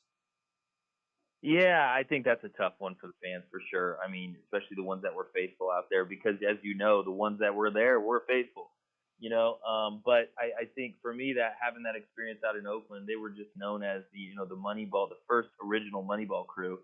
And then when I was in Tampa Bay prior to being in Oakland, they considered Tampa Bay the Moneyball of the East. So getting to experience it there, Billy Beane at the helm, the original stadium and all that stuff, it was a unique experience, but yeah, it ended pretty quickly because I got injured and then I got traded. So ended up working out. I won a World Series that year with Kansas City, but yeah, little tough. Great, amazing start, coolest start to any season I've ever had, having a home run my first at bat with a new fan base, but didn't end so great. That was a rare win-win trade because Billy Beane was also famous for getting rid of guys and not asking for top prospects. Well, he held the line and he got Sean Manaea, who was the top prospect for the Royals. And, it didn't work out for the A's to win a pennant, but they got the top prospect, and then you got to slot into that team that was so close to winning it and then finally getting it over the hump. What was that like for you? Because you were always kind of like, well, we don't know where he plays. He plays everywhere. He's an infielder. He's an outfielder. Zobrist is the Swiss Army knife. And what was it like to be like, well, for that series, I'm the man? Yeah, well, it is weird and bizarre because early in my career, I was just trying to find a place on the lineup, a place actually in the clubhouse. And so to get to a point in my career where people were starting to see the super utility role as a legit, very important piece to a winning ball club, it definitely gave me a lot of value that I didn't necessarily see in myself. I was just like surviving, felt like I was in survival mode a lot of my career, but ultimately I became established, and to be one of those pieces, an important piece on a championship team. And that's what everybody wants to be, regardless of whether you're like the eighth pitcher on the staff or you're the star player. You just want to be valued and find a place and end up winning a championship out there. And I was really, really fortunate to be in that position. You won't remember this because it was 11 years ago when I last talked to you, I think in the clubhouse or whatever. But the whole story about how you were like me in high school. You played baseball, no scholarships, no scouts. All right, that's it. I mean, to go from there and then to go to some small colleges. I mean, where were you when you get out of high school and you thought, all right, well, baseball was fun. That's it for the rest of my life? Yeah, that is very true. That's exactly how I was thinking. I was going to go. My dad's a pastor. I was going to go to a Bible college and just kind of try to follow in his footsteps. And I think I had a coach that believed in me. And I talk a little bit about this in the book, but my high school coach, Bob Gold, he saw something in me and said, hey, I think you should pay $50 of your money and go do this scout day, where there's going to be some college coaches. And he's like, I don't think you're done playing baseball. And he also knew that I was kind of one of those guys that probably was going to grow a little bit more. I graduated at about 160, 6'1", and I ended up growing 2 inches in college, 30 pounds later, and I was a prospect at that point, So I tell young kids that are like small in high school, just give it time, keep working. If you build the skills and the mental mindset, then when your body catches up, you never know what your ceiling could be, right? And so a lot of people, the prospects are going to get all the looks and the flash and all that stuff early on, but it's the guy that that has the passion to practice in the dark that is going to end up kind of accelerating faster than other guys. We obviously know about your success at the K with the Royals, but I think a lot of us, I had to be reminded that you did play in that 2008 World Series, right? I did, yeah. I got in that game, or in a few games. I actually got a start in 2008 World Series against the Phillies and got a hit in there. So, man, I was just, like I said, trying to survive at that point in my career. To a certain degree, I'd been in AAA earlier that season. So to make it to a World Series, that was a whirlwind experience. And, you know, I failed. I batted in the last inning against Brad Lidge, their closer at the time, and I failed. I hit a line drive, made a good swing at it, but like it was those moments that kind of prepared me for later on a lot of other playoff moments where you start to kind of know how to control your adrenaline and start to figure out how to stay focused in clutch moments. What I didn't know about you until I got to chapter 7 of the book was after the World Series, and here you are, the MVP, that you had a panic attack and you were dealing with some mental health struggles and depression. And lately we've had a lot more athletes come out and admit this, but you know, the rest of us, we just see, oh, here's this guy, a world-class athlete, millionaire. What does he have to be depressed about? You know what I mean? So what was it like? That's exactly right. Yeah, you had to come to terms with that. How was that for you? Absolutely. I mean, there's a lot of shame in feeling like, well, man, everybody else has a harder life than me, so who am I to complain, right? So you just shove it down. And one of the things I've learned is that it's not the experience that everybody else thinks you should be having. It's the experience that you, in your own mind and body, are actually having. So what a lot of people don't talk about is there's a lot of stress that comes with success. You know, I talk about the idea, I speak a lot around in different places, and I talk a lot about how, you know, it's great to climb Everest, but what happens at the top is you can't breathe. Wow. At some point, you know, everybody trains you to kind of to get to the summit, but very few people train you how to, you know, go down the mountain, right, back into a place where you can live again. And so that's where I was starting to struggle and realizing, man, I have the courage to do all these things. I've got the consistent approach. I know what I have to do to be successful, but I didn't have the resilience of like, okay, yeah, if you go get all these things, now what? Then what is going to sustain your soul when you're starting to feel depleted and everybody else wants a piece of that in that moment, you know? And so for me, I wanted to make everybody smile and say yes to 5,000 requests right after the World Series. But the reality was I couldn't do that. I needed to return to being human again instead of trying to be the hero. And there's ways and healthy ways to do that. So a lot of the last portion of the book is about my journey to that. You know, a lot of times, I like the way you handled the way faith is so big for you. You talked about your dad being a pastor, and I remember you talked about your Christianity and your faith, but you didn't shove it down people's throats. You know, you were respectful of everyone else, but that is a big part of your life, isn't it? It is. It's really important to me, and I think it's the thing that gives you an identity when all your other roles go away. And I've had some really important roles in my life that have gone away. And I don't think a role is an identity. I think we try to make it an identity oftentimes, like I'm a baseball player and that's who I am. But the reality is someday you may not be again, you know, and you have to kind of learn who is the person when the uniform comes off, you know, when you're not number 18, you're not trying to help your team win. You've got to find a level of peace. And that's where my faith comes in, because I know that my faith holds me up and makes me feel like I'm enough even when I'm not succeeding in life, you know. And I think we all kind of need that foundation, that grounding that helps us feel like ourselves when everything else goes away. When the Rays started playing you regularly, you were the everyday shortstop. No, you're the right fielder. No, you're the second baseman. But when you're the second baseman, you make it to the All-Star game. So what was that like, being that tonight we have the Midsummer Classic? Does it seem like a million years ago, or you know, and you went several times? What were those days like?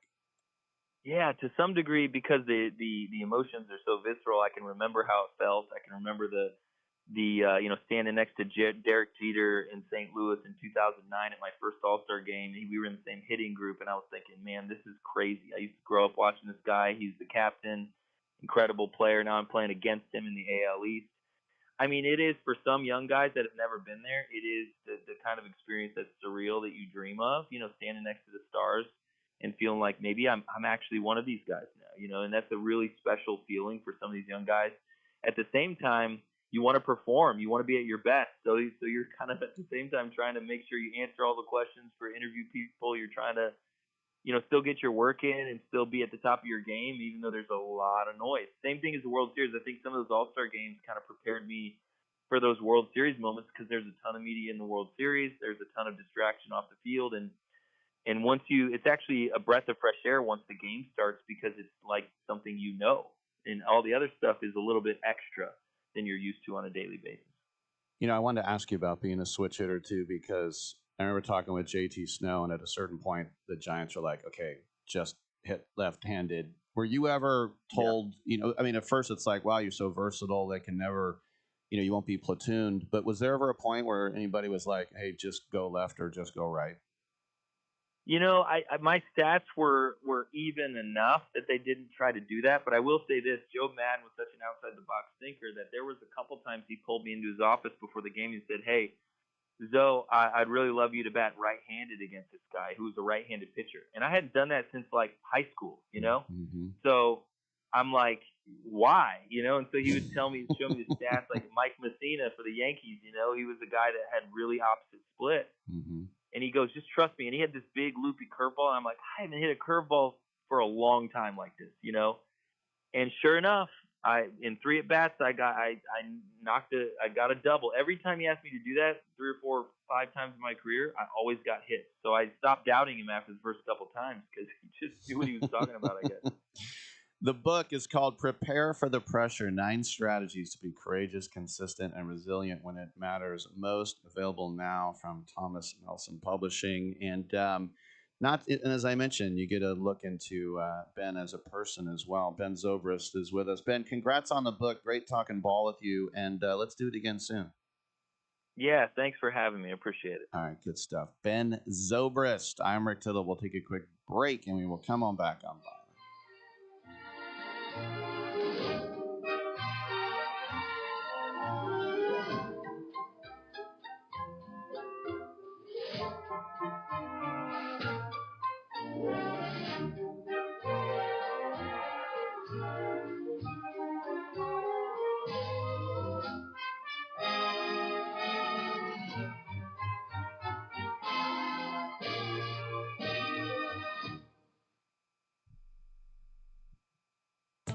Do you want to add a boost to your sex life this weekend? Do you want to make your partner and yourself happy? Then call our special hotline now. We'll sell you those little pills that work below the belt for less than $1 a pill and deliver your package in a few days, just in time for the weekend. Our pill delivers almost the same results as expensive pills for less than $1 a piece, and you don't need a prescription. And ask about their buy 3 get 3 free offer. What are you waiting for? Boost your sex life and have a great time now. Less than $1 a pill, discreet delivery in a few days, and a buy 3 get 3 free offer? Dial this number and save it now. 800-245-2751. 800-245-2751. 800-245-2751. That's 800-245-2751. Paid for by the Pharmacy Shop. This important consumer alert is from the Credit Repair Hotline, a national service designed to help people improve their credit scores. Are you paying high interest rates because of your credit rating? Wouldn't you like to be able to qualify for a better car loan or mortgage rate? Would lower monthly payments give you more financial flexibility? If you're finally ready to fix your credit problem, you need to call today and get a free consultation from the Credit Repair Hotline. In one fast and easy call, we can pull your credit rating and show you real solutions how to improve your credit. And again, this is part of a 100% free consultation. Learn how you can save money on everyday purchases by having a better credit rating. And it all starts with this free phone call right now. 800-413-6214. 800-413-6214.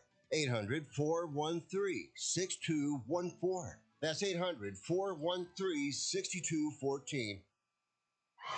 My fellow Americans, let the message ring out. that from this day forward, when you buy American, you buy the best. Handcrafted, something premium, something pure. For this is the very essence of what our servicemen and women gave their lives to protect, and by God, we shall not allow their sacrifice to be forgotten. It's time to show the world just how great American can be. And we will not wait for tomorrow to come. We will stand here, this moment, together, and we will start today.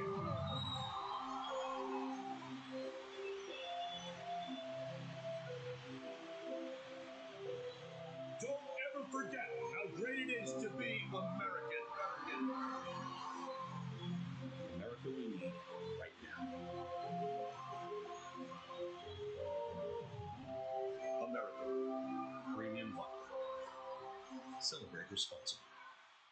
To me, it's like a mountain, a vast bowl of pus. 时间不会瞬间改变天空的颜色，别让我在黑夜看不清方向。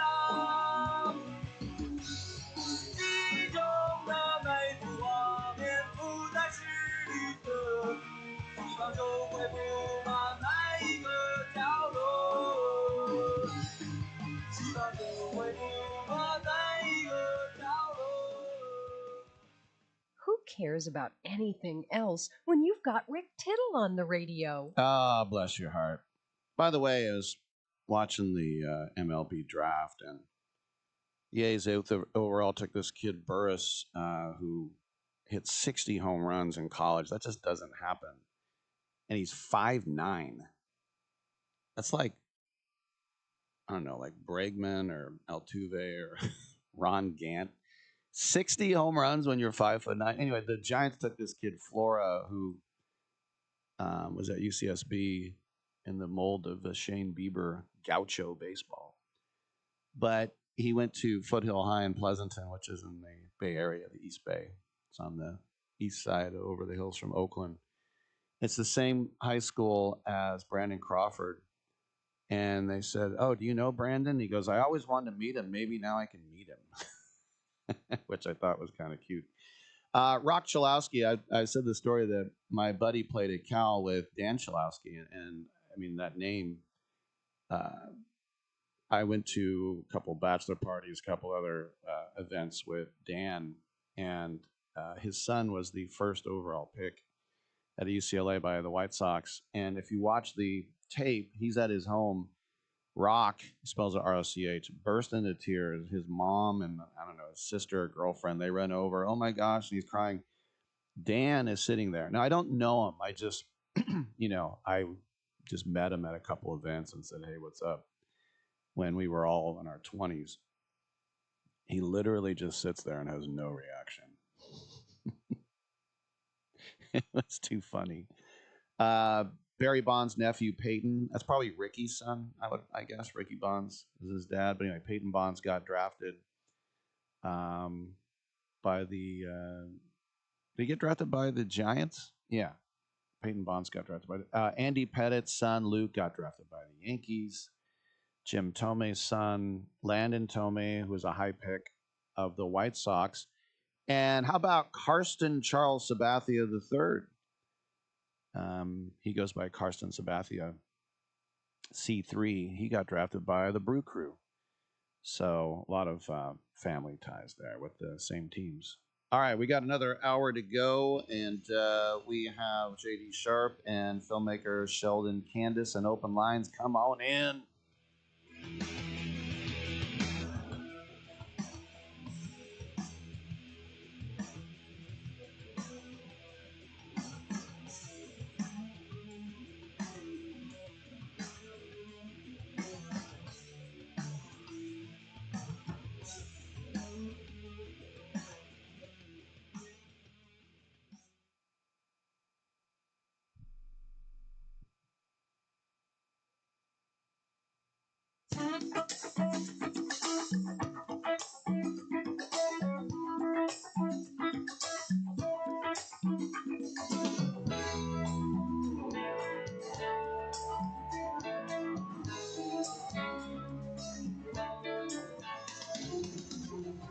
This is an all sports news sports update. For basketball fans, the NBA Summer League is often the first opportunity to watch newly drafted players compete against professional talent. But for many athletes, the games represent something much bigger than a chance to make highlights. They're an opportunity to earn a career. Every summer, hundreds of players arrive hoping to prove they belong in the NBA. While first-round draft picks naturally receive much of the attention, Summer League also provides opportunities for second-round selections, undrafted free agents, and international players looking to demonstrate they can compete at the highest level. Coaches aren't simply evaluating who scores the most points. They're looking for players who defend consistently, communicate effectively, understand team concepts, and make good decisions under pressure. Organizations often believe those qualities translate more successfully to the regular season than individual statistics alone. Summer League is also an important evaluation period for coaching staffs and front offices. Teams experiment with lineups, introduce offensive and defensive systems, and begin determining which players may eventually earn roster spots or developmental opportunities in the NBA G League. Every possession becomes a part of a much larger evaluation process. For young players, the adjustment extends beyond basketball. They're learning professional expectations, adapting to a faster pace of play, building relationships with teammates, and competing against athletes who have spent years developing their skills. Success often depends as much on preparation and consistency as it does on talent. While championships receive most of the attention during the regular season, many successful NBA careers begin quietly during the summer, where determination, discipline, and steady improvement often leave the strongest impressions on decision makers. In other sports, adaptive sports continue creating opportunities for athletes around the world, while demonstrating that competition is defined by determination, preparation, and performance, not physical limitations. Organizations supporting wheelchair basketball, wheelchair tennis, para swimming, adaptive cycling, and numerous other sports continue expanding participation at both the recreational and elite levels. Improvements in equipment, coaching, and training have helped athletes reach new levels of performance, while inspiring greater public awareness and support. As adaptive sports continue growing internationally, they reinforce an important message shared throughout athletics. Great competition comes in many forms, and opportunities should be available to every athlete willing to pursue excellence. For All Sports News, I'm Brendan Cafferty.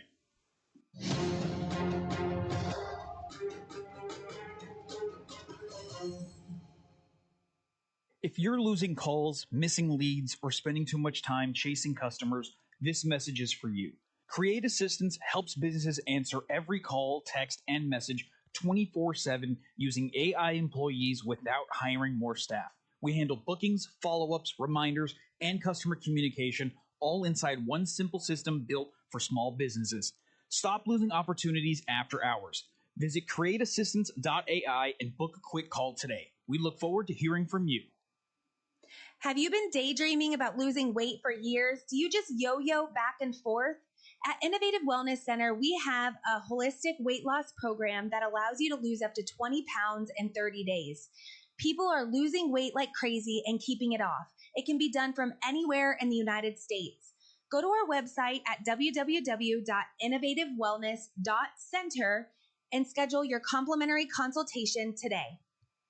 Getting together with friends to watch the game? Then you'll need American Premium Vodka. Handcrafted and pure, this is the one thing all Americans can agree on. Founder Mark Gus Scott chose the finest natural elements America has to offer, and you'll taste how great it is to be an American. Now available at Bevmo, GoPuff, Hy-Vee, and Fairway stores. American Premium Vodka. This is the America we need right now. Go to AmericanPremiumVodka.com. Celebrate responsibly.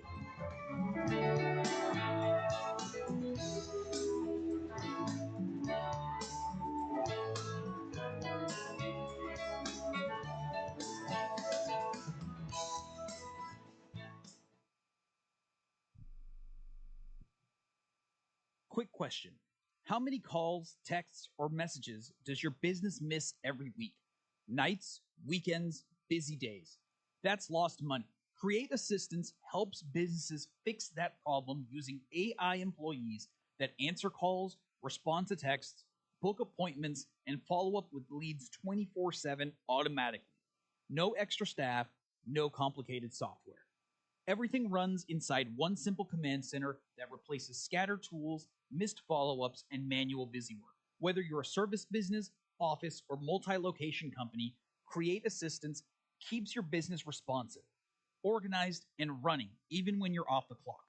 Stop letting leads slip through the cracks. Visit createassistance.ai to book a free call, or you can call or text 515-500-2224. Again, that's 515-500-2224. We look forward to hearing from you. Rick Tittle knows his sports. I hate that guy. I love that guy. Oh my gosh, he's so fine. Rick Tittle brings home the bacon, fries it up in a pan, and then he eats it. Ricky T in the hizzle for shizzle, biznatch.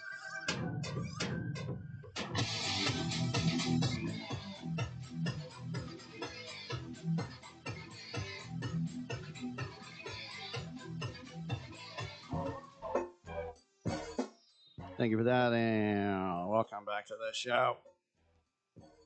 Nice to have you with us.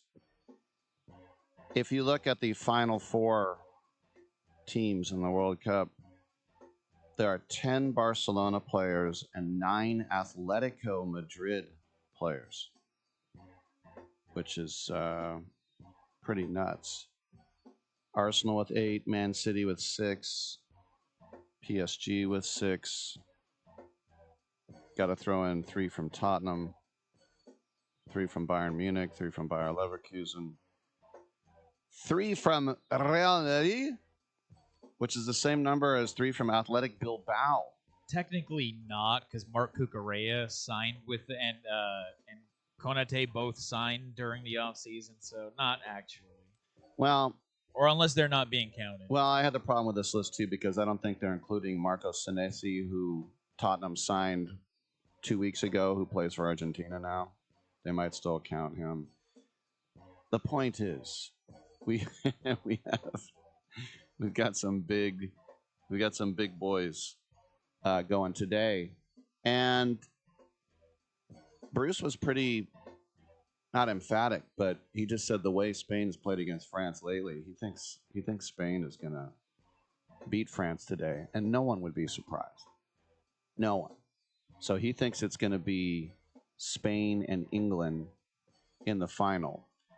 I would love to see England in the final. Argentina won it last time, and I know everybody loves Messi, but he's had his time. England has only been to one final, and they won it in 1966. I'd like to see those bastards.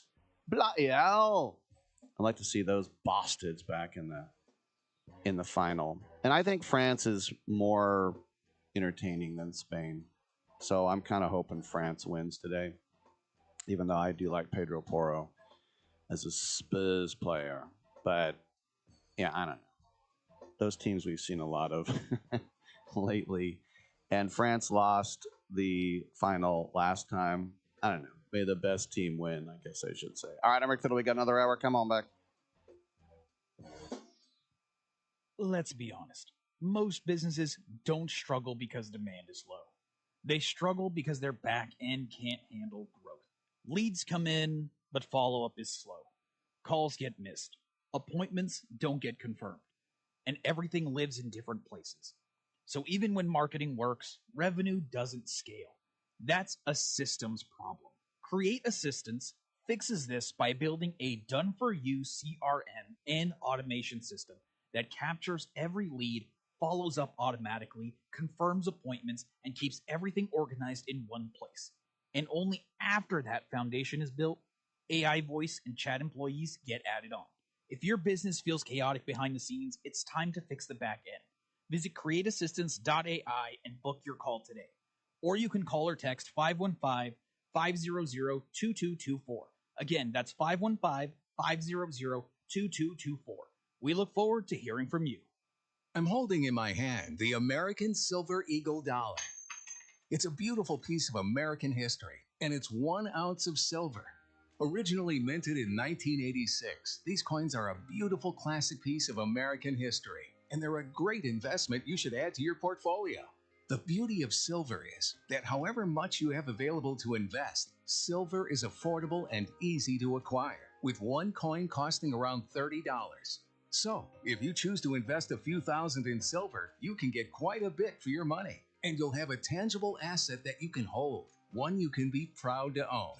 Claim your piece of American history with American Silver Eagle dollars. Call the Silver Hotline right now. 800-620-1624. 800-620-1624. 800-620-1624. That's 800-620-1624. Kohl's knows summer comes with a few family debates, like what's the best ice cream flavor, or who gets the good pool noodle. But when it comes to Kohl's summer outfits, everyone's in agreement. They're comfy, they're cool, they're stylish, and they're here to make everyone's summer feel a little easier. Shop now for looks that the whole family will sign off on at Kohl's and Kohl's.com. Select styles, some exclusions apply. See store or Kohl's.com for details. Are you a fan of paranormal radio? Bigfoot, UFOs, ghosts, hauntings, cryptids, true crime? After Dark Radio with Brian Alvarez airs live on Sports Byline every Wednesday at 2 p.m. Pacific, 5 Eastern, talking all manner of the strange and unusual. From the latest news of the weird to interviews with the top names in the field, After Dark is your source for paranormal radio. Check it out, 2 Pacific, 5 Eastern, every Wednesday, live on Sports Byline USA. Titillating Sports with Rick Tittle. Rick Tittle is a genius, the best show ever. He's so wonderful, genius, the best show ever. He's so wonderful. Titillating Sports with Rick Tittle. Rick Tittle he's so handsome, he's a genius. I am so excited to be back on the Rick Tittle Show. Thanks for that. Welcome back to the show. Rick Tittle with you, coast to coast and around the world on the American Forces Radio Network. And it is 11:12. We check in with J.D. Sharp. And J.D. Sharp is here from Pro Wagering, professional prognosticator. J.D., first of all, I got to stand and applaud you. You said Jordan Walker. I hope you threw down some dosh on that. Yeah, I got that. I mean, I called that one just 100%. That was one of the best calls I ever had. Almost like the Super Bowl. Remember that Eagles-Chiefs Super Bowl that I called? Just totally on the nuts. Yeah. But I said. I mean, Walker showed it last night. The guy's got he's probably got the most raw power I've ever seen in my life. There's a reason why after the Derby was over, Barry Bonds was like Barry Bonds, right? Barry Bonds he's the all-time home run leader. He's, in my opinion, he's the best baseball player ever, whether he was juicing or not. But Barry Bonds applauded Jordan Walker. You know why? Because Barry Bonds knows that Jordan Walker's not juicing. That's why. He knows that Jordan Walker is all 100% natural. 6'6", 250, whatever he is, cool and calm and collected. I mean, this guy was hitting 440-foot lasers with 11-degree launch angles. That just doesn't happen. I'm very convinced that if Jordan Walker, you get a 10-mile-an-hour wind behind Jordan Walker. You get a Mizorowski fastball right down the middle. 104. Walker times it right. This thing is going 600 feet. I mean, Jordan Walker has unprecedented power, and I knew that. I've seen him hit doubles that look like bombs. Like when he hits the ball, it just explodes off his bat. More so than Aaron Judge. And I still think Judge, there might be something there on the substance side. I don't see that with Jordan. I just see a monster with really good hand-eye coordination, really well-spoken, great interview after the fact. But yeah, I called that on the nuts, and I wonder, Jack Caglianone, why in the hell? Look, his launch angle is 7 degrees. He had to switch his swing up, which is why one of his first 8 didn't. That's why they weren't home runs, because he had to switch his swing up and start hitting higher. I bet, and this guy's a second-year player. He's third in hard hit percentage. I bet that his swing is going to be screwed up for most of the second half of the season as a result of doing what he did, and that is not. I don't feel great about that because Caglianone has a lot of ability. I've been high on him for a long time. but he was coming into his own. I get it, you're a home run guy, but don't put yourself in a situation like this that can compromise your future. And I think that's what he did. I don't think anything will ever be as humiliated when Jason Bay, who hit 1 in the home run derby. Oh, yeah, Jason Bay. That's a blast from the past. Remember him for the Pirates. Yeah, that's why I remember him and the funny thing is that the Mets gave him all that money at Citi Field and he wasn't hitting home. That's right. And they moved in the fences for him, remember? Oh, yeah, that is insane. All right. That is so crazy. So when I look at the AL starting lineup, obviously first base would have been Judge. He was hurt, but they've loaded in Vlad, but he said, my back hurts. Then they said, okay, Nick Kurtz will start, but he has a thumb injury. So it's Ben Rice. Yeah. He's fourth string. My question to you is when you see guys in the lineup and you wonder, how in the hell is this guy an all-star? I guess you have to kind of look at the trajectory of where the lineups are supposed to be. I mean, Ben Rice should be starting. Ben Rice has had a better season than all those guys. Ben Rice has 29 home runs, 68 RBIs, 7 stolen bases. He's hitting 270. He participated in the home run derby. Doesn't have the natural power that a guy like Walker does or Caminero. But yeah, Ben Rice, his stats tell me he should have been starting in that All-Star game. So the right guy is starting. All right. Tarek Skubal, the market is really heating up right now because he is in a walk year. And if they do decide to deal him, they're going to get I hate saying the word haul because I heard that so many times in Oakland and it was just a big haul of trash. But they're going to get something for him. If I'm a Detroit fan, I would rather, now if they were in just the complete doldrums, go out and get a couple of top prospects.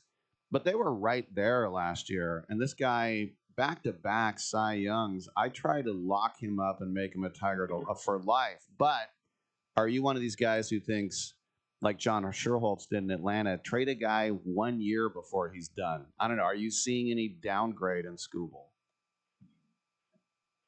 My only worry with Skubal is that, if he didn't weigh 250 pounds, I would think that he's been juicing.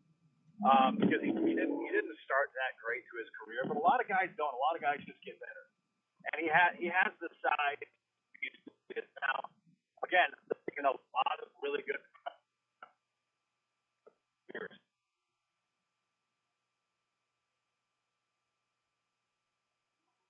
JD? And Dylan Cease is having an amazing year. Obviously, a guy like okay. Can you hear me, Rick? I lost you for a second, but I got Rick, you back. Can you hear me? I got you now. Hey, I'm sorry. I drove through just a little area near my house that I drove through, and I forgot that I'm heading to the hardware store. So anyway, but a guy like a Cam Schlittler, he just emerged, right? But he's 6'6", 220 pounds, throws 99, 100. I think Skubal. My daughter in the background. All right. Well, you know what? Hey, JD, she wants you right now, and whatever she says goes. She's in charge. Hey, man, thanks for your time. You bet. Thanks a lot, Rick. All right. There's JD. There are some times I was just like, just don't call in, the poor kid. All right. Thank you for that. Yeah. I also thought it was interesting that Luis Arraez, who I always like the way he carries himself. He's always jovial. He has a smile, and all he does is win batting titles, and he keeps getting traded because he's not a Gold Glover or a home run hitter. Like people say, oh, you hit 330. What does that matter? Well, he was asked about the fact that the Giants might be shopping him because he's only on a 1-year deal with San Francisco now. He said, quote, "This is a business. Whatever team wants to give me the opportunity to help, it's going to be at second base. I don't like to go back to first base. I prepared my mind. I prepared my body to only play second base. 100% I'm staying at second." Now, he has no power to block a trade like Chapman does. But, and I remember there were times when there was a rare double switch in the American League. They would put Chapman at short in Oakland. But it's so funny because that was the whole reason that Devers and Boston soured. No, I played third. That's when I signed my extension. Yeah, but that was with the other GM. No, I'm not playing first. So Arias is saying, no, I prepare my mind. How do you prepare your body for second? That's what I would like to know. Unless you put like on shin guards so you don't get spiked on guys trying to take you out of double plays. They don't even really do that anymore. I remember when I first started playing hardball, we had drills where we had to take out the guy at second. We had drills doing it. And it sucked because your shins would bash together. So even if you were the guy sliding or the guy playing short at second, everybody got hurt. So the reason he's saying that, obviously, is he's saying if a team is trading for me and you want me to play first, just forget it. And it's also a message for Buster Posey and Tony Vitello. You know, it's 50% for the Giants and 50% for anybody who wants to trade him. But yeah, I think he is going to get dealt, DELT. Let's take a break and open the lines at 1-800-878-PLAY.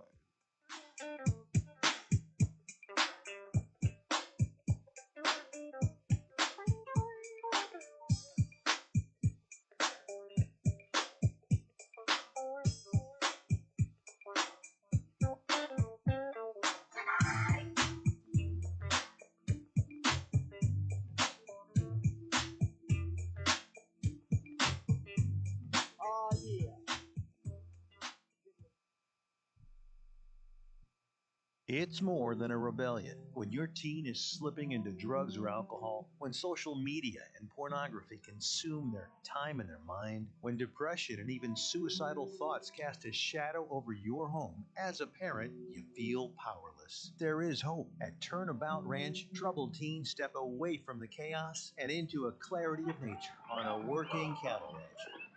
Care for horses, learn responsibility, build trust, and rediscover purpose. It isn't theory, it's real work. Real therapy, real healing. Families from across the country have found transformation right here, just when they thought hope was gone.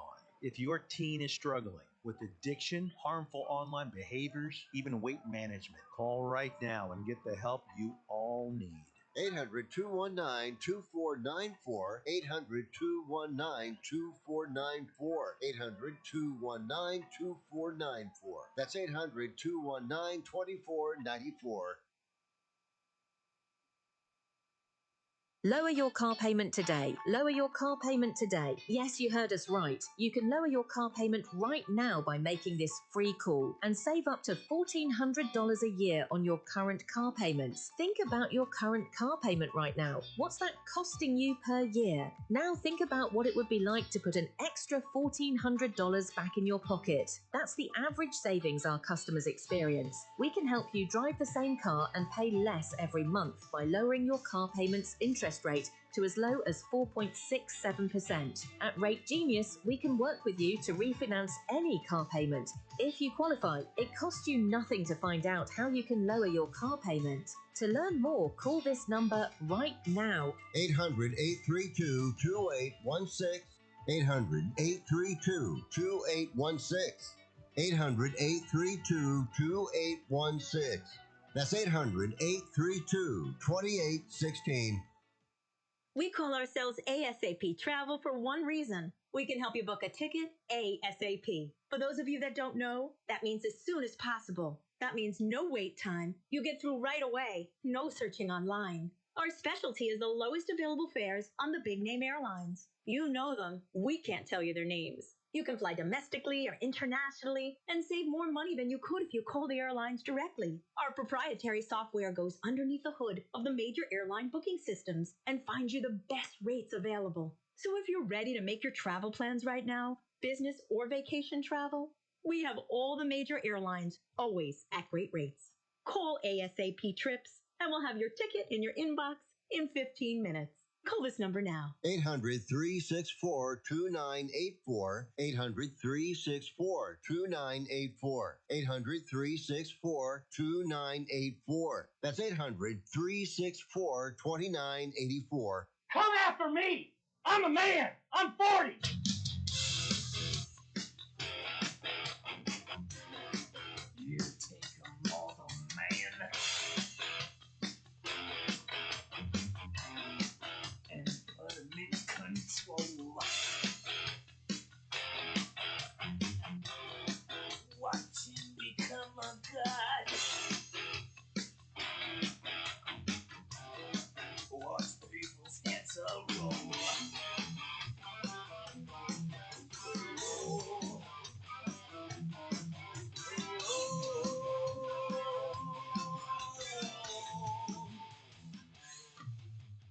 But don't ask Rick Tittle to bring it, because it already done got brought.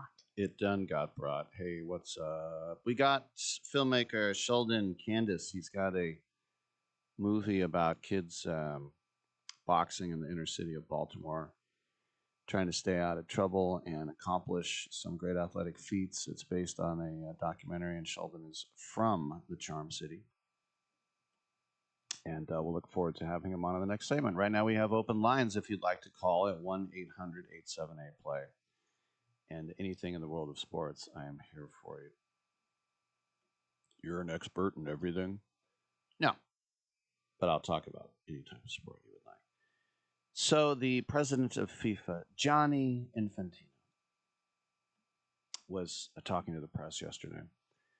I don't know if you heard Shane Gillis's story about being in a luxury box earlier this year and Trump came in, and Infantino was in the box with Shane Gillis. We got a call coming in there, I think. And he said, Trump said, you, and he pointed at Infantino, he goes, come here. And Infantino put his plate down and he goes, this is the president of soccer. The World Cup's here because of me. And then he walked out. It's not bad. All right, hey, let's go to those lines and let's go to Manhattan with our friend Charlie. What's up, my man? Would you discuss pickleball? You said any sport. I have had pickleball champions on this show. And by the way, you were right about Kurtz. He is hurt. It's a thumb issue. That's what I thought. All right. No, I'm not going to talk to you about pickleball because I never, not that I'm opposed to it. But since I brought it up, why do you think tennis players or not players, but fans of the sport of tennis are so vehemently opposed to pickleball? At least the people I've spoken to, they denounce it as not a real sport. And look, for me, I appreciate any sport, especially if you're good at it. I've watched pickleball sometimes on TV. I mean, I've never played pickleball, but like, why do you think there's such a, at least the people I've spoken to are diehard tennis aficionados. They are dead set against pickleball, which is probably one of the fastest, if not the fastest growing sport in the country, if I'm not mistaken. Well, why do you think there's such is it a jealousy thing? Is it I don't know, you tell me. There's one reason and one reason only, and I'll get to that in just a sec. But yes, I was a tennis player. I was the #1 guy at my high school. I grew up playing tennis. I started playing pickleball in the pandemic, and it's very frustrating because you use these wiffle balls that don't bounce. So it's almost like you're standing on a ping pong table with a ball that doesn't bounce. But the only reason tennis players hate it is because also during the pandemic, at least where I live, almost every tennis court was converted into 2 pickleball courts. And so that's what pisses them off the most. And I would assume, I would assume it's more accessible pickleball. Yeah, as I said, I played it in my backyard. You just need a net and those dumb paddles. Right. All right. Well, I was just curious because I the other day I was talking to this woman, and she plays in Manhattan. It's the Manhattan Plaza.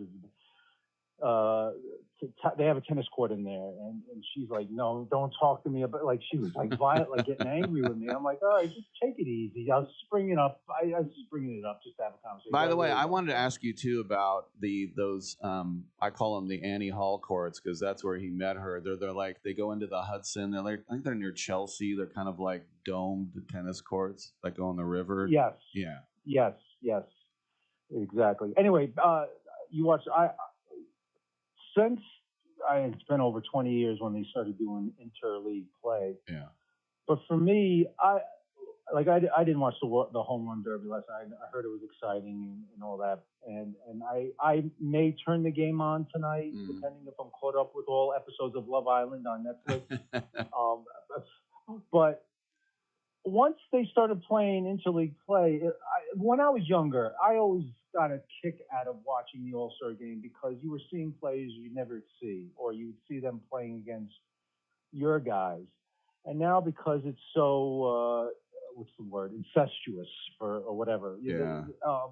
There's so the appeal of the All-Star game, because it was back then it was the AL versus the NL, and I remember the NL won like 10 or 11 years in a row, and then the American League broke through, and I don't know, but you're still into it. You watch, or is it because your shows? I don't want to be a poo-pooer, but no, I'm not going to watch all 9 innings of that. I would. I think it's too boring. But yes, going back to the time where they were two different leagues, and as a kid, I asked when the A's wouldn't play the Giants, and my dad said the only possibility was the World Series. And on that note, because Joe DiMaggio, who's from the East Bay, but of course made a name for himself with the San Francisco Seals, they before the World Series, they wanted Joe DiMaggio to throw out the first pitch, and then they said that they were going to name a park after him, and they gave him a Giants hat, and he said, "I would never ever root for the Giants." And they went, "Yeah, but aren't you a San Francisco guy?" He goes, "That's the National League. I was an A's coach." He goes, "I hate the National League," and the Giants are like, "All right, never mind." But I like that. The good old days. The us versus them mentality, and now you put on a game, you'll see Kansas City playing Milwaukee, even though they were both American League teams all the time. Just like the randomness, the Mets versus. Let me interrupt you. Right. Remember, rivalry weekend was Toronto versus San Diego. Oh, yes, I remember when they ran out of rivalry. They couldn't be farther apart. They could. I know, but I don't know. I'll like I said, I'll put it on if it's close. I'll stick with it. It's lost, and maybe it's more of a reflection. And I'm not going to go down this repeat about our A's, but it's just my whole feeling about the sport of baseball. But you're still loving it because it's like you said, it's an everyday. It's a game every day. Well, I'm not still loving it. A lot of it's been sucked out. Yeah. Yeah, and that's how I feel. And yes, it may be wrong to be blaming a certain individual owner, but yeah, I mean, my love of baseball is definitely, and I'm angry about it because, like once World Cup soccer wraps up, the A's are in the midst of whatever, 15 of 16 or whatever, they're out of it, they're done. Then you wait for training camp for football, or you wait for LeBron like LeBron with the Warriors, and then now you get.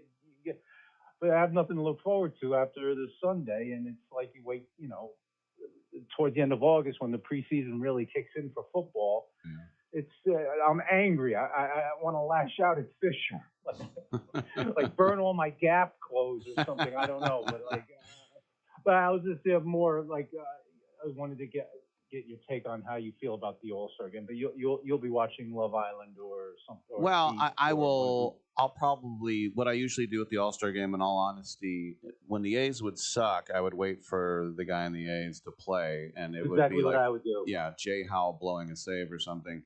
Right. But now I'll probably watch Langoliers get his first at bat, and then I honestly might lose interest after that.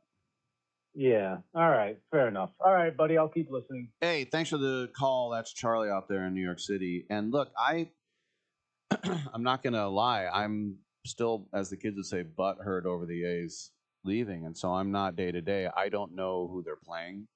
I don't know everybody on the roster. If you ask me where the A's are going to be after the All-Star break, I literally have no idea.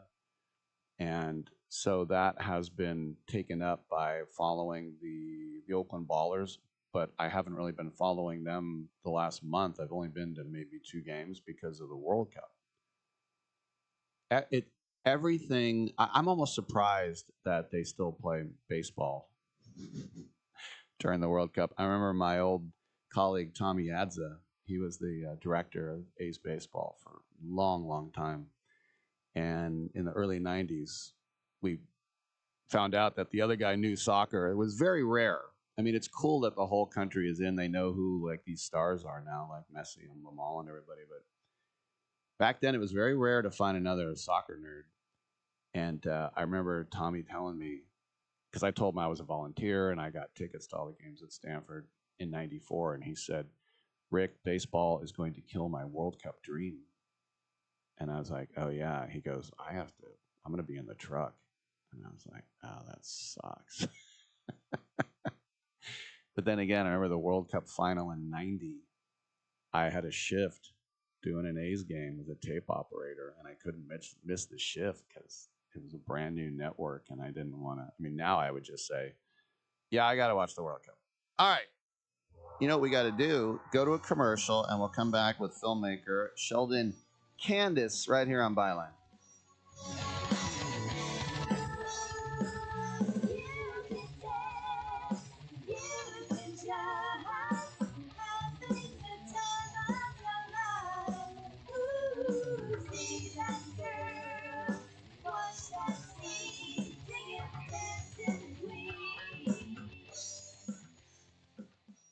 Right now, you can switch from cable television to satellite television for free. That's right, we're offering free equipment, free installation, plus get a free $100 prepaid Visa card. Call the Satellite TV hotline right now. Make the switch from cable to satellite television and expand your viewing horizon. On top of free installation, for a limited time, we're offering a fixed price guarantee. With satellite TV, you'll save money over your expensive cable bill. Plus, get access to hundreds of channels. And when you call right now, you can also ask about our seniors and military discounts. So make the switch to satellite TV right now. Everybody gets free installation, free equipment, plus a $100 prepaid Visa card. Call right now and you can switch to satellite TV and be watching everything you wanted to within the next week. And remember, installation's free, so call right now. 800-696-2871. 800-696-2871. 800-696-2871. That's 800-696-2871.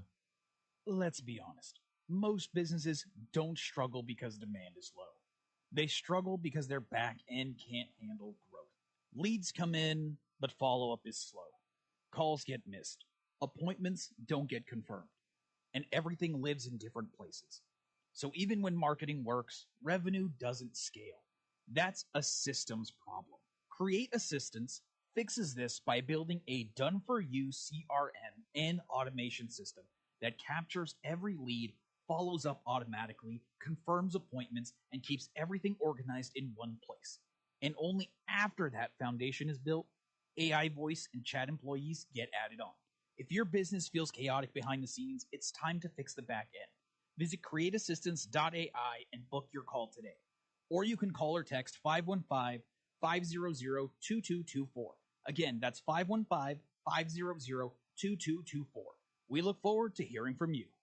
Listen, were you forced into getting a solar contract and now you just don't want it anymore? Maybe the solar company misled you. Or is your solar contract buried with hidden fees? Are you not saving the amount of money you thought you would on your energy costs? Don't worry. At the Solar Exit Hotline, we can help you cancel your solar contract. Even if the panels are already installed, our experienced legal team will review your contract and help you cancel it, possibly saving you thousands of dollars. You got to call right now for complete details. So listen, if you're not happy with your solar contract for any reason, we are here to help you cancel it. Call the Solar Exit Hotline now for immediate options to help you exit your solar contract. This call is 100% free. 800-826-4073. 800-826-4073.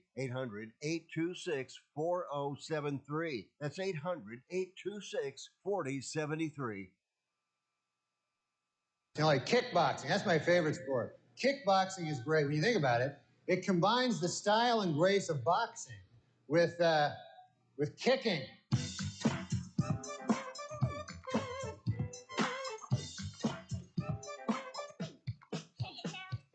Mirror, mirror on the wall, tell me, mirror, what is wrong? Can it be my daylight clothes or is it just my daylight song? What I do ain't make believe. People say I sit and try, but when it comes to being daylight, it's just me, myself, and I. It's just me, myself, and I. It's just me, myself, and I. It's just me, myself, and I. Rick Tittle can usually be found at He Baby Mama House. Welcome back to Sports Byline USA, coast to coast, border to border, and around the world on the American Forces Radio Network. Rick Tittle with you, and we're very happy to be joined by the veteran filmmaker Sheldon Candis. He has directed a new film entitled They Fight, and had a great premiere at Tribeca. And this Friday, it will arrive for all of us to see on Hulu and Disney Plus. Sheldon, welcome to the show. And I know this is a movie that was inspired by a documentary about 5 or 6 years ago. Tell us a little bit more about how this came together, please. Yeah, it's hey man, nice to meet you. Yes. It's so it's adapted from the documentary that Andrew Lindsay made. Mike Hand wrote a really wonderful article. He had met Walt Manigan and these wonderful boys at this rec center in Southeast DC. And so the documentary people can see, and then the film was just basically inspired by those lives. So tell us, as you're from the Charm City, Baltimore. I'm from the Oakland area. I always wondered about the dichotomy and then like the brotherhood between DC and Baltimore, because on the one hand, it's two separate places, but on the other hand, I know when the Nationals came in, they had to cut a check to Peter Angelos of the Orioles. So I'm like, well, is it the same area or not? Well, I'll tell you something maybe you have never heard. I once heard someone refer to Oakland as Baltimore West. I can kind of see that. Now, here's the thing, and I see the similarities in the people, right? You have some of the toughest, hard-nosed people, but then also in the same sentence, some of the most warm and endearing and genuine folks you could ever meet. So, DMV, DC, Maryland, Virginia is a very interesting place because it's a small section of the country that are so like close to each other, but they have distinctly different identities. And with me being a child of Baltimore, I was so inspired that I got to literally tell a Southeast DC story, which was really cool, man. So, does it bug you, or do you think it's funny that most people say, "Oh, it's Amsterdam from The Wire, y'all"? Yeah, it's. I mean, listen, The Wire is arguably the greatest TV show ever to exist. It definitely gets in my top 5. It's an amazing show, but what you just said is so true. It just people immediately think The Wire when they think Baltimore, and Baltimore is just so much more than that. And then I think that, hey, we'll take it, but listen, best crab cake in the entire world. I'm not saying that because I'm from there. It's amazing. I hear you. So tell us about the plot a little bit, about these kids and about, formerly incarcerated men trying to get on the straight and narrow, because I hear that there's scenes in this movie that are kind of a tearjerker. Yeah, there definitely is, man. I feel like for myself, I was like, okay, how can I take like this very like Karate Kid type of narrative, but then also like punch it in the face with like a John Hughes coming of age story of like these young boys in Southeast DC, but then also too how amazing that Walt is driving the narrative, because he's literally a man who's just getting home from prison. And I just love that we get mentors from the most unlikely figures. I mean, Walt's a work in progress, but I feel like the film really communicates that we all have value, and we definitely all have value to young people's lives, How rewarding and surreal is it really that you make a film, you think you're doing a good job, but you never know. And then here is not just submitted to Tribeca, but getting into Tribeca and then getting picked up by major streaming services. I mentioned Hulu, Disney Plus. Like, how rewarding is that as a filmmaker? Because there's millions of movies being made that don't get here. Yeah, I'm deeply thankful. It's been a lot of hard work and a long road to toe, and it continues to be. But to your point, I mean, as an artist, you make a movie so people see it, and then if you're fortunate enough, not only will people see it, but it'll actually have a lasting impression, right? It'll make people feel something, and I feel like all the filmmakers that I admire, I feel like their movies not only made me feel something emotionally, but that emotion and that feeling just like never left me. And so yeah, I don't take it lightly at all. It's like, I mean, I'm fortunate that, I mean, both Roberts, right? Robert Redford, God rest his soul, and Robert De Niro, through their festivals, have literally given me like the showcase to be able to get my voice out as a filmmaker. I never thought of that. You're right. There are two Roberts, but I'm sure you're so close now. You call him Bobby De Niro, right? Oh no, I do not, sir. You know what I think is cool, and I like this in a documentary as well, is at the end you'll show the real peeps, like during the end credits. Was that something that was just a given, or was that a late ad? What did you think about, like, let's show the actor and then let's show the real person?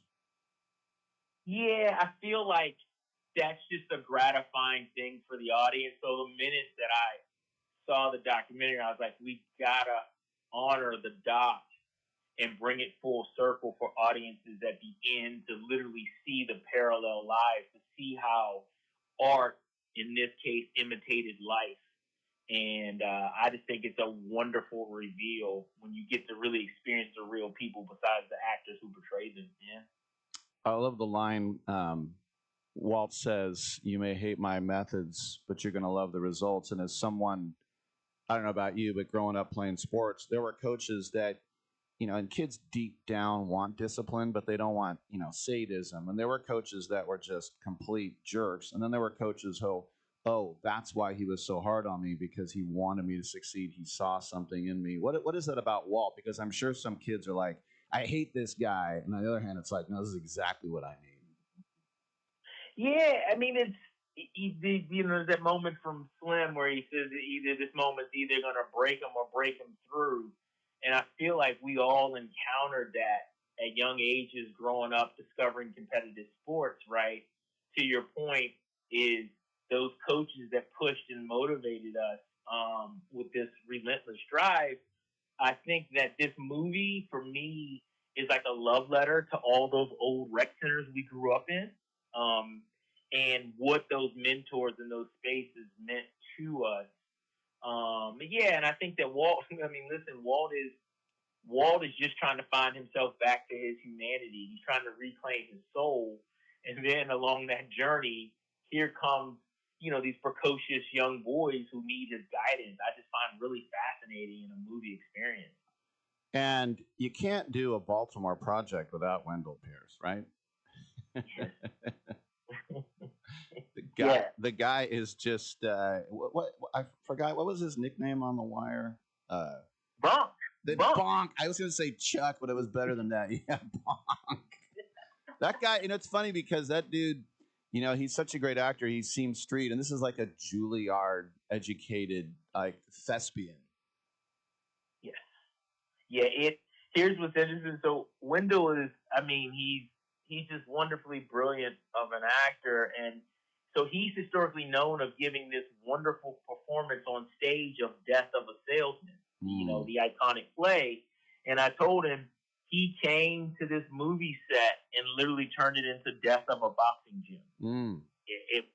It was just so like I'm fortunate, and I have been fortunate from movie number 1 to movie number 2 to just work with just such wonderful actors. This movie hits a stacked cast of like these really brilliant, like classic. I mean, think about it. Andre Holland and Wendell Pierce both have done Othello on stage. Wow. Like that's Samira Wiley coming off of, The Handmaid's Tale. She's an Emmy Award winner. I'm just deeply blessed with this cast. Last question for you, and I ask this of filmmakers who make pictures like this, in your hometown. How much of this, your experiences, maybe a character too, how much of this was you personally? Yeah, there's a lot of me in it. There's an old adage in screenwriting, write what you know. Mm-hmm. And I feel like for myself, identify my voice as a filmmaker, I realized that I'll always, for the most part, be writing about characters, usually young people, who are searching for family. And more specifically, usually boys searching for father figures. And to me, that's the part of this movie that I put myself in it, is this idea of I just honor every man in my life that when I was a youngster, as they say, that imparted some wisdom on me or gave me the good game, as they say. This movie really is for them. Yeah. Great stuff. It's called They Fight, and as I said, did great at Tribeca, and we can all see it this Friday on Hulu and Disney Plus. We've been speaking to the director, Sheldon Candis. Sheldon, congratulations on the film. Thanks for coming by. Let's catch up on your next one, man. I appreciate it. Thanks. All right, very good. I'm Rick Tittle. We will take a quick break, and we will come on back on Sports Byline USA.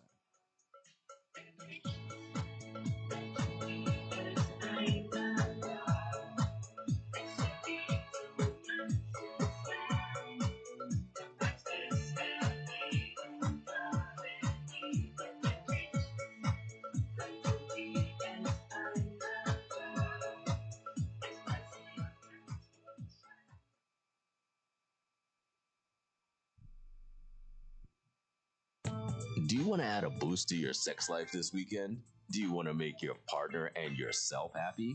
Then call our special hotline now. We'll sell you those little pills that work below the belt for less than $1 a pill and deliver your package in a few days, just in time for the weekend. Our pill delivers almost the same results as expensive pills for less than $1 a piece, and you don't need a prescription. And ask about their buy 3 get 3 free offer. What are you waiting for? Boost your sex life and have a great time now. Less than $1 a pill, discreet delivery in a few days, and a buy 3 get 3 free offer? Dial this number and save it now. 800-245-2751. 800-245-2751. 800-245-2751. That's 800-245-2751. Paid for by the Pharmacy Shop. This important consumer alert is from the Credit Repair Hotline, a national service designed to help people improve their credit scores. Are you paying high interest rates because of your credit rating? Wouldn't you like to be able to qualify for a better car loan or mortgage rate? Would lower monthly payments give you more financial flexibility? If you're finally ready to fix your credit problem, you need to call today and get a free consultation from the Credit Repair Hotline. In one fast and easy call, we can pull your credit rating and show you real solutions how to improve your credit. And again, this is part of a 100% free consultation. Learn how you can save money on everyday purchases by having a better credit rating. And it all starts with this free phone call right now. 800-413-6214. 800-413-6214. 800-413-6214. That's 800-413-6214. My fellow Americans, let the message ring out that from this day forward, when you buy American, you buy the best. Handcrafted, something premium, something pure. For this is the very essence of what our servicemen and women gave their lives to protect, and by God, we shall not allow their sacrifice to be forgotten. It's time to show the world just how great American can be. And we will not wait for tomorrow to come. We will stand here, this moment, together, and we will start today.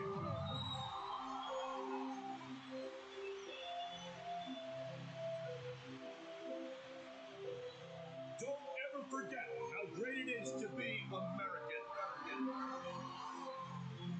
America we need right now. America. Premium vodka. Celebrate responsibly. I'm a pretty normal guy. I do one weird thing. I like to go in the women's room for number 2. I've been caught several times, and I have paid dearly.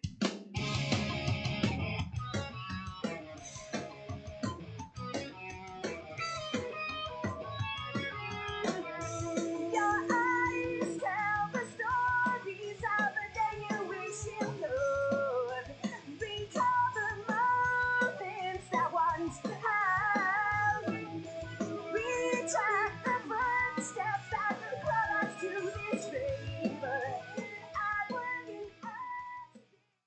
Tittle never eats beef jerky during any month that ends in Vember. All right, thank you for that. And getting ready for kickoff in Dallas between Spain and Francia y España. Folarin Balogun sat down on TV show this morning, CBS Mornings, and obviously the most memorable part of the United States World Cup wasn't Alex Freeman or Malik Tillman or all those moments. It was Trump getting the red card overturned, and everything he touches turns to poison. Trump University, Trump Casino, Trump Airlines, Iran, it doesn't matter. And so they asked Balogun about that. He said, when I kind of started to reflect, I knew it was going to cause a lot of controversy. And I could almost see it with my teammates, a bit of nerves because it was something so unique. But the closer we got to the game, I just tried to focus as best as I could. But it was difficult, a lot of outside noise, and that's hard to avoid. It was a situation that was unfortunate, but it did give me confidence. As soon as you say that it's confusing because the team is practicing without me, and then I'm just trying to play a supporting role to try to keep morale high, and then I get on the bus and I find out that I'm going to play. And end quote. So, look, the USA, before they even sat down, that Tittle just tapped into an open net practically. And so they were saying, so that kind of ruined it. He said, we're all professionals. It's not something I think was too difficult to be able to separate once we kind of got over the initial announcement that I'd be back in the team. And I think you definitely saw it was a difficult game against Belgium. And that can be overshadowed whether we were focused or not. But from being inside the camp and inside the setup, I know we had full concentration going into that game. All right. Well, yeah, Balogun had 3 goals in 3 games, and he was our best striker. I say us as American, quite obviously. And if they had lost to Belgium without Balogun, I wouldn't have cried about it because they would have had Pepe. And I think that it's just that feel-good, sweet feeling, was gone. Now we were the bad guys, and people who were playing well started sucking. Freeze was playing well. He had one of the worst mistakes in World Cup history for a goalie. Tim Ream was playing well. He looked like Joe Biden out there. Anyway, Balogun was asked about Pochettino, the head coach. He said Pochettino is a great coach and he has done amazing stuff, and I just hope he can continue this journey with us. Well, the USA does not play another game for 5 months, at least not a competitive one. Does he want to sit on his can that long? Probably not. All right, I'm Rick Tittle. We will get back to you tomorrow at 9 a.m.